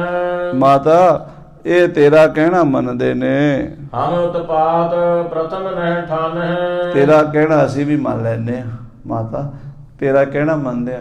ਅਸੀਂ ਪਹਿਲ ਕਦੀ ਨਹੀਂ ਕਰਾਂਗੇ। ਆਖੋ ਸਤਿਨਾਮ। ਸਾਰੀ ਉਮਰ ਗੁਰੂ ਗੋਬਿੰਦ ਸਿੰਘ 14 ਵੱਡੀਆਂ ਲੜਾਈਆਂ ਲੜੀਆਂ, ਕਿਸੇ ਤੇ ਹਮਲਾ ਨਹੀਂ ਕੀਤਾ। ਪਹਿਲ ਨਹੀਂ ਕੀਤੀ ਮਹਾਰਾਜ ਨੇ, ਹਮਲਾ ਨਹੀਂ ਕੀਤਾ। ਆਨੰਦਪੁਰ ਸਾਹਿਬ 'ਚ ਬੈਠੇ ਨੇ, ਦੁਸ਼ਮਣ ਚੜ੍ਹ ਕੇ ਆਇਆ ਤੇ ਮੁਕਾਬਲਾ ਕੀਤਾ। ਪੌਂਟਾ ਸਾਹਿਬ ਬੈਠੇ ਨੇ, ਦੁਸ਼ਮਣ ਚੜ੍ਹ ਕੇ ਆਇਆ ਤੇ ਮੁਕਾਬਲਾ ਕੀਤਾ। ਮੁਕਤਸਰ ਬੈਠੇ ਨੇ, ਦੁਸ਼ਮਣ ਚੜ੍ਹ ਕੇ ਆਇਆ ਤੇ ਮੁਕਾਬਲਾ ਕੀਤਾ। ਚਮਕੌਰ ਬੈਠੇ ਨੇ, ਦੁਸ਼ਮਣ ਚੜ੍ਹ ਕੇ ਆਇਆ ਤੇ ਮੁਕਾਬਲਾ ਕੀਤਾ। ਗੁਰੂ ਕਿਸੇ ਤੇ ਚੜ੍ਹ ਕੇ ਗਿਆ ਤਾਂ ਨਹੀਂ। ਮਾਤਾ ਅਸੀਂ ਕਿਸੇ ਤੇ ਹਮਲਾ ਨਹੀਂ ਕਰਾਂਗੇ। ਅਸੀਂ ਕਦੀ ਕਿਸੇ ਦੇ ਪਹਿਲਾਂ ਵਾਰ ਨਹੀਂ ਕਰਾਂਗੇ। ਜਿਹੜਾ ਸਾਡੇ ਕੋਲ ਆਏਗਾ, ਜਿਹੋ ਜਿਹੀ ਭਾਵਨਾ ਉਹੋ ਜਿਹਾ ਫਲ। ਸ਼ਰਧਾ ਨਾਲ ਆਏਗਾ, ਝੋਲੀਆਂ ਭਰ ਦਿਆਂਗੇ, ਪ੍ਰੇਮ ਨਾਲ, ਭਗਤੀ ਨਾਲ, ਗਿਆਨ ਨਾਲ। ਜਿਹੜਾ ਕੈਰੀ ਅੱਖ ਲੈ ਕੇ ਆਵੇਗਾ, ਅੱਖਾਂ ਕੱਢ ਦਿਆਂਗੇ ਫਿਰ ਉਹਦੀਆਂ। ਉਹ ਵੇਖਾਂਗੇ ਜੰਗ ਦੇ ਮੈਦਾਨ ਵਿੱਚ ਫਿਰ ਉਸ ਨੂੰ। ਹਾਂਜੀ, ਤਰ ਹੰਕਾਰ ਜਿਆਏ ਪਹਾੜੀ। ਜੇ ਪਹਾੜੀਏ ਵੀ ਸਾਨੂੰ ਹੰਕਾਰ ਵਿੱਚ ਆਕੜ ਕੇ ਸਾਡੇ ਤੇ ਚੜ ਕੇ ਆਏ, ਕਿਉਂ ਚਾਹੇ ਕਰਨ ਬੇਗਾਰੀ। ਜੇ ਕਿਸੇ ਤਰ੍ਹਾਂ ਸਾਡੇ ਨਾਲ ਵਿਗਾੜ ਕਰਨ ਦੀ ਕੋਸ਼ਿਸ਼ ਕੀਤੀ ਪਹਾੜੀਆਂ ਨੇ, ਬੋਰਨ ਹਮ ਤੇ ਹੋਵੇ ਟਾਰਾ। ਫਿਰ ਸਾਡੇ ਕੋਲੋਂ ਮਾਤਾ ਟਾਲਾ ਕੋਈ ਨਹੀਂ ਹੋਣਾ। ਅਸੀਂ ਹੱਥ ਨਹੀਂ ਜੋੜਨੇ ਫਿਰ ਚੜ ਕੇ ਆਇਆਂ ਨੂੰ। ਫਿਰ ਅਸੀਂ ਲਿਹਾਜ਼ ਕੋਈ ਨਹੀਂ ਕਰਨਾ। ਫਿਰ ਅਸੀਂ ਠਾ ਠਾ ਠੋਕਾਂਗੇ ਸਿੱਧੀਆਂ ਗੋਲੀਆਂ ਛਾਤੀ ਦੇ ਵਿੱਚ। ਮੋਰੋਂ ਕਰਕੇ ਬਿਨ ਹੰਕਾਰ। ਫਿਰ ਇਹਨਾਂ ਦਾ ਹੰਕਾਰ ਤੋੜ ਕੇ ਇਹਨਾਂ ਨੂੰ ਛਿੱਥੇ ਕਰਕੇ ਭੇਜਾਂਗੇ। ਹਾਰ ਕੇ ਭੱਜਣਗੇ ਫਿਰ ਮੈਦਾਨ ਵਿੱਚੋਂ। ਸੁਣ ਜਨਨੀ ਨੰਦਨ ਕੇ ਬੈਨ। ਆਪਣੀ ਮਾਂ ਗੁਜਰੀ ਨਾਲ ਇਹ ਗੱਲਾਂ ਜਦੋਂ ਕਲਗੀਧਰ ਪਾਤਸ਼ਾਹ ਨੇ ਕੀਤੀਆਂ, ਕਲਗੀਧਰ ਦੀ ਮਾਂ ਇਹ ਸੁਣ ਕੇ ਜਥਾ ਜੋਗ ਜਿਨ ਕੋ ਕਿਤ ਭੈ ਨਾ। ਧੰਨ ਗੁਰੂ ਗੋਬਿੰਦ ਸਿੰਘ ਦੀਆਂ ਸਾਰੀਆਂ ਗੱਲਾਂ ਯਥਾ ਜੋਗ ਸਨ, ਸਹੀ ਸਨ। ਕਿਉਂਕਿ ਉਹਨਾਂ ਨੂੰ ਕਿਸੇ ਦਾ ਭੈ ਨਹੀਂ ਸੀ, ਡਰ ਨਹੀਂ ਸੀ। ਡਰ ਹੀ ਸਾਰੇ ਪਾਪਾਂ ਦਾ ਮੂਲ ਹੁੰਦਾ, ਤੇ ਗੁਰੂ ਕੋਲ ਡਰ ਹੈ ਕੋਈ ਨਹੀਂ ਸੀ। ਹਾਂਜੀ, ਤਉ ਕਹਿਤ ਹੀ ਉੱਠ ਕਰ ਗਵਨੀ। ਫੇਰ ਵੀ ਮਾਤਾ ਕਹਿੰਦੀ ਹੋਈ ਉੱਠ ਕੇ ਚਲੀ ਗਈ। ਇਤ ਸਭ ਭੀਮ ਚੰਦ ਕੀ ਅਵਨੀ। ਪੁੱਤਰ ਇਹ ਸਾਰੀ ਧਰਤੀ ਭੀਮ ਚੰਦ ਦੀ ਹੈ। ਭੀਮ ਚੰਦ ਰਾਜਾ ਇੱਥੋਂ ਦਾ ਰਾਜਾ ਹੈ। ਸ਼ਾਂਤ ਸਮੇਤ ਬਸੋ ਸੁਖ ਪਾਵੋ। ਬਸ ਮੇਰੀ ਇਹੀ ਤੁਹਾਨੂੰ ਦਰਖਾਸਤ ਹੈ ਕਿ ਸ਼ਾਂਤੀ ਨਾਲ ਰਹੋ ਤੇ ਸੁਖੀ ਰਹੋ। ਨਹਿ ਨਿਜ ਤੇ ਉਤਪਾਤ ਉਠਾਵੋ। ਆਪਣੇ ਵੱਲੋਂ ਕੋਈ ਝਗੜਾ ਨਾ ਛੇੜੋ। ਨੰਦ ਚੰਦ ਕਰ ਬੰਦ ਬਖਾਨੀ। ਕੋਲ ਦੀਵਾਨ ਨੰਦ ਚੰਦ ਬੈਠਾ ਸੀ। ਇਹ ਕਾਲੇ ਸੰਘਿਆਂ ਦਾ ਰਹਿਣ ਵਾਲਾ ਸਾਧ ਸੰਗਤ ਜੀ, ਜ਼ਿਲ੍ਹੇ ਕਪੂਰਥਲੇ ਦਾ। ਬੜਾ ਜਵਾਨ ਸੀ, 6.5-7 ਫੁੱਟ ਦਾ ਜਵਾਨ ਸੀਗਾ। ਤੇ ਇਹਦਾ ਦਾਦਾ ਜਿਹੜਾ ਸੀਗਾ ਉਹ ਵੀ ਗੁਰੂ ਸਾਹਿਬ ਜੀ ਦਾ ਮਸੰਦ ਸੀ, ਉਮਰ ਸ਼ਾਹ ਦਾ ਇਹ ਪੋਤਾ ਸੀਗਾ। ਤੇ ਇਹ ਕਹਿਣ ਲੱਗਾ ਮਾਤਾ ਜੀ ਨੂੰ ਹੱਥ ਜੋੜ ਕੇ, ਮੂਰਖ ਮਨ ਮੈਂ ਮਾਨੈ ਮਾਨੀ। ਮਾਤਾ ਜੀ ਭੀਮ ਚੰਦ ਮੂਰਖ ਹੈ, ਹੰਕਾਰੀ ਹੈ। ਉਹ ਆਪਣੇ ਆਪ ਨੂੰ ਵੱਡਾ ਸਮਝੀ ਬੈਠਾ ਹੈ। ਮਾਨੀ ਪਰਬਤ ਪਤ ਕੇ ਕਹੇ। ਇਸ ਹੰਕਾਰੀ ਰਾਜੇ ਦੇ ਆਖੇ ਲੱਗ ਕੇ ਕਿਮ ਗਾਜਲ ਪੁੱਤ ਦੇਵੋ ਚਹੇ। ਅਸੀਂ ਆਪਣਾ ਹਾਥੀ ਕਿਵੇਂ ਦੇ ਦਈਏ? ਦੀਵਾਨ ਆਨੰਦ ਚੰਦ ਕਹਿੰਦਾ ਮਾਤਾ ਜੀ ਵੀ ਹਾਥੀ ਮੰਗਦਾ, ਜ਼ਬਰਦਸਤੀ ਮੰਗਦਾ, ਕਿਵੇਂ ਦੇ ਦਈਏ ਉਹਨੂੰ ਅਸੀਂ ਹਾਥੀ ਗੁਰੂ ਘਰ ਦਾ? ਬਹੁਰਿਆ ਪਰ ਕੁਛ ਜਾਚਨ ਕਰੇ। ਹਾਂ ਕਹਿੰਦੇ ਅੱਜ ਹਾਥੀ ਮੰਗਦਾ, ਕੱਲ ਨੂੰ ਕੁਝ ਹੋਰ ਮੰਗੇਗਾ। ਲੈ ਕਰ ਗਰਭ ਹਿਰਦੇ ਮੈਂ ਧਰੇ। ਤੇ ਲੈ ਕੇ ਫਿਰ ਹੰਕਾਰ ਕਰੇਗਾ ਵੀ ਮੈਂ ਰਾਜਾ ਹਾਂ, ਮੈਂ ਜਿਹਦੇ ਕੋਲੋਂ ਮਰਜ਼ੀ ਲੈ ਲਵਾਂ। ਫਿਰ ਇਹਨੇ ਥੋੜਾ ਕਹਿਣਾ ਵੀ ਗੁਰੂ ਨੇ ਸਾਨੂੰ ਬਖਸ਼ਿਸ਼ ਕੀਤੀ ਹੈ, ਇਹਨੇ ਕਹਿਣਾ ਅਸੀਂ ਰਾਜੇ ਹਾਂ, ਜ਼ਬਰਦਸਤੀ ਮੰਗ ਲੈਂਦੇ ਹਾਂ। ਇਹਦੇ ਮਨ ਵਿੱਚ ਭੀਮ ਚੰਦ ਦੇ ਸਿੱਖੀ ਨਹੀਂ ਹੈ, ਸ਼ਰਧਾ ਨਹੀਂ ਹੈ, ਹੰਕਾਰ ਹੈ। ਸਣੇ ਸਣੇ ਨਿਜ ਕਰ ਠਹਿਰਾਵੇ। ਹਾਂ ਕੱਲ ਨੂੰ ਫਿਰ ਹੌਲੇ ਹੌਲੇ ਟੈਕਸ ਮੰਗੇਗਾ। ਇਹ ਕਹੇਗਾ ਟੈਕਸ ਦਿਓ, ਸਾਡੇ ਰਾਜ 'ਚ ਰਹਿੰਦੇ ਹੋ, ਇੰਨੇ ਪੈਸੇ ਦਿਓ ਸਾਨੂੰ, ਫਿਰ ਅਸੀਂ ਪੈਸੇ ਦੇਵਾਂਗੇ, ਫਿਰ ਟੈਕਸ ਭਰਾਂਗੇ, ਫਿਰ ਗੁਲਾਮ ਬਣ ਕੇ ਰਵਾਂਗੇ। ਤੇ ਅਸੀਂ ਮਾਤਾ ਜੀ ਕਿੰਨਾ ਚਿਰ ਗੁਲਾਮੀ ਕਰਾਂਗੇ? ਫਿਰ ਇਹਨਾਂ ਦੀ ਸਾਰੀ ਉਮਰ ਗੁਲਾਮ ਹੀ ਰਵਾਂਗੇ। ਹਾਂਜੀ ਬਸੇ ਹਮਾਰੇ ਦੇਸ਼ ਬਤਾਵੇ। ਅੱਜ ਹਾਥੀ ਮੰਗਿਆ, ਕੱਲ ਹੋਰ ਕੁਝ ਮੰਗਣਗੇ, ਫਿਰ ਟੈਕਸ ਮੰਗਣਗੇ, ਫਿਰ ਕਹਿਣਗੇ ਤੁਸੀਂ ਸਾਡੇ ਦੇਸ਼ 'ਚ ਰਹਿੰਦੇ ਹੋ, ਤੁਸੀਂ ਸਾਡੀ ਪਰਜਾ ਹੋ। ਇਸ ਕੋ ਦੇਵੋ ਨਾਹਿ ਨਿਆਛੇ। ਇਸ ਕਰਕੇ ਮਾਤਾ ਜੀ ਇਹਨੂੰ ਕੁਝ ਨਹੀਂ ਦੇਣਾ, ਅਸੀਂ ਨਾ ਹਾਥੀ ਦੇਣਾ, ਨਾ ਕੁਝ ਟੈਕਸ ਦੇਣਾ, ਨਾ ਇਹਦੀ ਮੰਗ ਪੂਰੀ ਕਰਨੀ ਹੈ।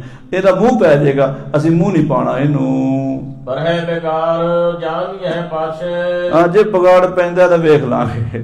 ਦੀਵਾਨ ਆਨੰਦ ਚੰਦ ਵੀ ਬੜਾ ਸੂਰਮਾ ਸੀ, ਕਹਿੰਦਾ ਜੇ ਦੋ ਹੱਥ ਹੋਣਗੇ ਤੇ ਕਰ ਲਾਂਗੇ, ਪਰ ਅਸੀਂ ਇਹਦੇ ਅੱਗੇ ਝੁਕਣਾ ਕੋਈ ਨਹੀਂ। ਜਾਂ ਤੇ ਆਪ ਪ੍ਰਥਮ ਕੀ ਹੋਟਾ। ਇਸ ਕਰਕੇ ਮਾਤਾ ਜੀ ਅਸੀਂ ਤੁਹਾਡਾ ਬਚਨ ਮੰਨ ਕੇ ਪਹਿਲਾਂ ਨਹੀਂ ਲੜਾਈ ਛੇੜਾਂਗੇ, ਪਹਿਲ ਅਸੀਂ ਨਹੀਂ ਕਰਾਂਗੇ। ਜਬ ਕਾ ਬਨੇ ਸਰੇ ਸਟੋਟਾ। ਹਾਂ ਜਦੋਂ ਕੋਈ ਬਣ ਗਈ ਲੜਾਈ ਤੇ ਫਿਰ ਦੇਖਾਂਗੇ।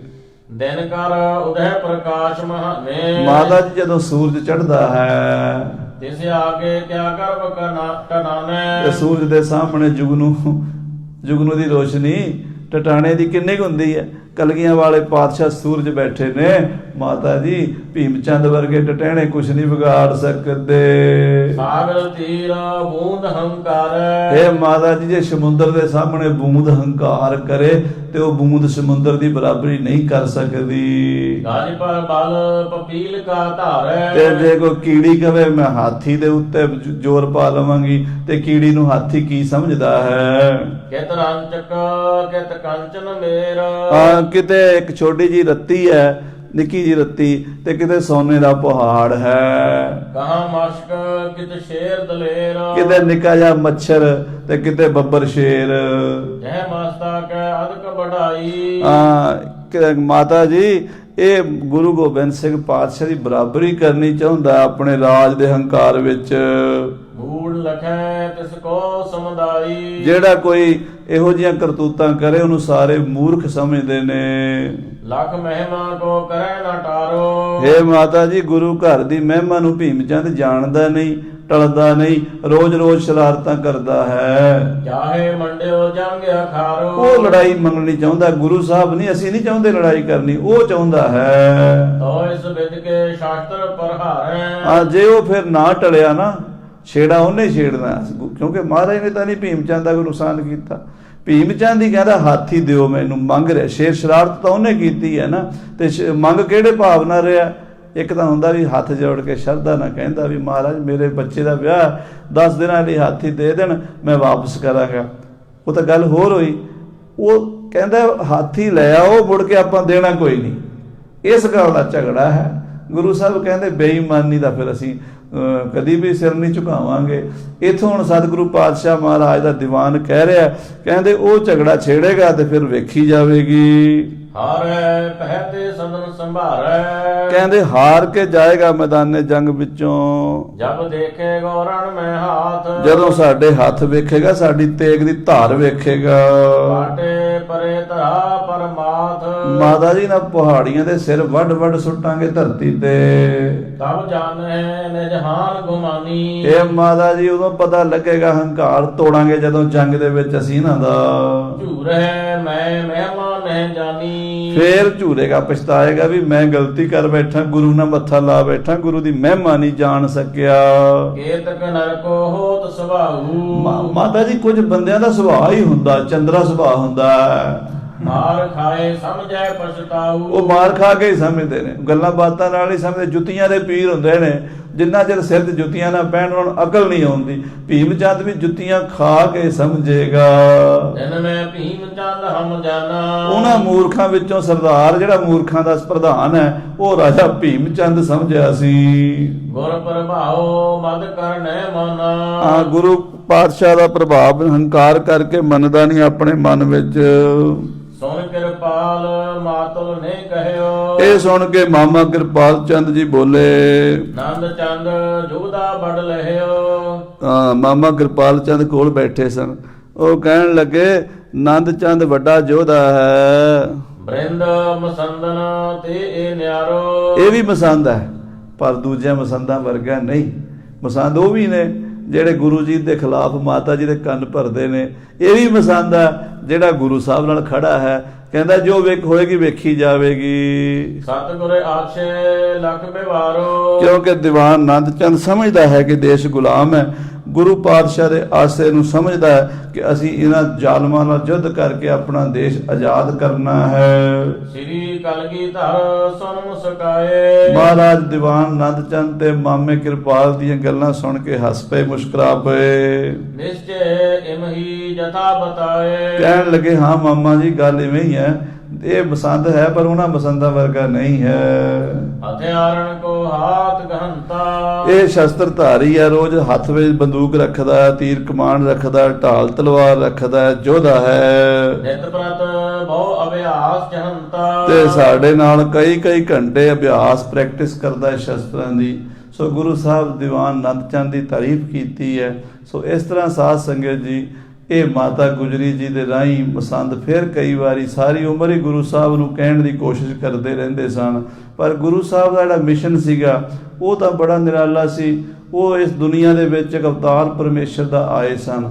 ਇਸ ਦੇਸ਼ ਵਿੱਚ, ਦੁਨੀਆ ਵਿੱਚ ਜੋ ਪਾਪ, ਅਤਿਆਚਾਰ, ਜ਼ੁਲਮ, ਛਲ ਕਪਟ, ਬੇਈਮਾਨੀ ਚੱਲ ਰਹੀ ਸੀ, ਉਹਨੂੰ ਐਸਾ ਸੱਚੇ ਪਾਤਸ਼ਾਹ ਜੀ ਨੇ ਝਾੜੂ ਫੇਰਿਆ। ਜਿਵੇਂ ਆਪਣੀ ਬਾਣੀ 'ਚ ਲਿਖਦੇ ਨੇ, ਧਨ ਜੀਓ ਤਿਹ ਕੋ ਜਗ ਮੈਂ, ਮੁਖ ਤੇ ਹਰ ਚਿੱਤ ਮੈਂ ਜੁਧ ਵਿਚਾਰੈ, ਦੇਹ ਅਨਿਤ ਨਾ ਨਿਤ ਰਹਿ, ਜਸ ਨਾਮ ਚੜੈ ਭਵ ਸਾਗਰ ਤਾਰੈ, ਧੀਰਜ ਧਾਮ ਬਨਾਏ ਇਹ ਤਨ, ਬੁੱਧ ਸੋ ਦੀਪਕ ਜਿਉ ਉਜਿਆਰੈ, ਗਿਆਨ ਹੈ ਕਿ ਵੱਢਣੀ ਮਨੋ ਹਾਥ ਲੈ, ਕਾਤਰਤਾ ਕੁਤਵਾਰ ਬਹਾਰੈ। ਗਿਆਨ ਦਾ ਝਾੜੂ ਲੈ ਕੇ ਕਾਇਰਤਾ ਦਾ ਕੂੜਾ ਝਾੜ ਕੇ ਸੁੱਟ ਦਿੱਤਾ। ਸੂਰਮੇ ਬਹਾਦਰ ਯੋਧੇ ਬਾਬਾ ਉਦੇ ਸਿੰਘ ਵਰਗੇ, ਭਾਈ ਬਚਿੱਤਰ ਸਿੰਘ ਵਰਗੇ ਐਸੇ ਬੱਬਰ ਸ਼ੇਰ ਪੈਦਾ ਕਰ ਦਿੱਤੇ ਜਿਹੜੇ ਸਵਾ ਲੱਖ ਨਾਲ ਲੜਨ ਵਾਲੇ ਸਨ। ਇਹ ਸ੍ਰੀ ਗੁਰੂ ਗੋਬਿੰਦ ਸਿੰਘ ਸਾਹਿਬ ਦੀ ਸੋਚ ਸੀ। ਅੱਜ ਸਾਰੇ ਸੰਸਾਰ 'ਚ ਖਾਲਸੇ ਦੇ ਦਰਸ਼ਨ ਹੋ ਰਹੇ ਨੇ। ਇਹ ਗੁਰੂ ਗੋਬਿੰਦ ਸਿੰਘ ਦਾ ਕ੍ਰਿਸ਼ਮਾ ਹੈ। ਸੋ ਇਤਨੇ ਬਚਨ ਪ੍ਰਵਾਨ ਕਰਨੇ। ਕੱਲ੍ਹ ਦੇ ਦੀਵਾਨ ਵਿੱਚ, ਦੁਪਹਿਰ ਦੇ ਦੀਵਾਨਾਂ ਵਿੱਚ ਫਿਰ ਸੰਗਤਾਂ ਦੇ ਦਰਸ਼ਨ ਕਰਾਂਗੇ। ਗੁਰਬਾਣੀ ਦੀ ਗੁਰੂ ਅਮਰਦਾਸ ਸਾਹਿਬ ਜੀ, ਗੁਰੂ ਹਰਿਰਾਏ ਸਾਹਿਬ ਜੀ ਦੇ ਪ੍ਰਥਾਏ ਕੁਝ ਬਚਨ ਬਿਲਾਸ ਸੰਗਤਾਂ ਨਾਲ ਸਾਂਝੇ ਕਰਾਂਗੇ। ਫਿਰ ਅਗਲੇ ਕੱਲ੍ਹ ਨੂੰ ਸ਼ਾਮ ਨੂੰ ਚਾਲੇ ਪਾਉਣੇ ਹਨ ਆਪ ਜੀ ਦੇ ਸ਼ਹਿਰ ਤੋਂ। ਸੋ ਇਤਨੇ ਬਚਨ ਪ੍ਰਵਾਨ ਕਰਨੇ। ਭੁੱਲਾਂ ਚੁੱਕਾਂ ਦੀ ਖਿਮਾ। ਹੇ ਗੋਬਿੰਦ, ਹੇ ਗੋਪਾਲ, ਹੇ ਦਿਆਲ ਲਾ, ਪ੍ਰਾਣ ਨਾਥ ਅਨਾਥ ਸਖੇ, ਦੀਨ ਦਰਦ ਨਿਵਾਰ, ਹੇ ਸਮਰੱਥ ਅਗੰਮ ਪੂਰਨ, ਮੋਹਿ ਮਇਆ ਹਾਰ।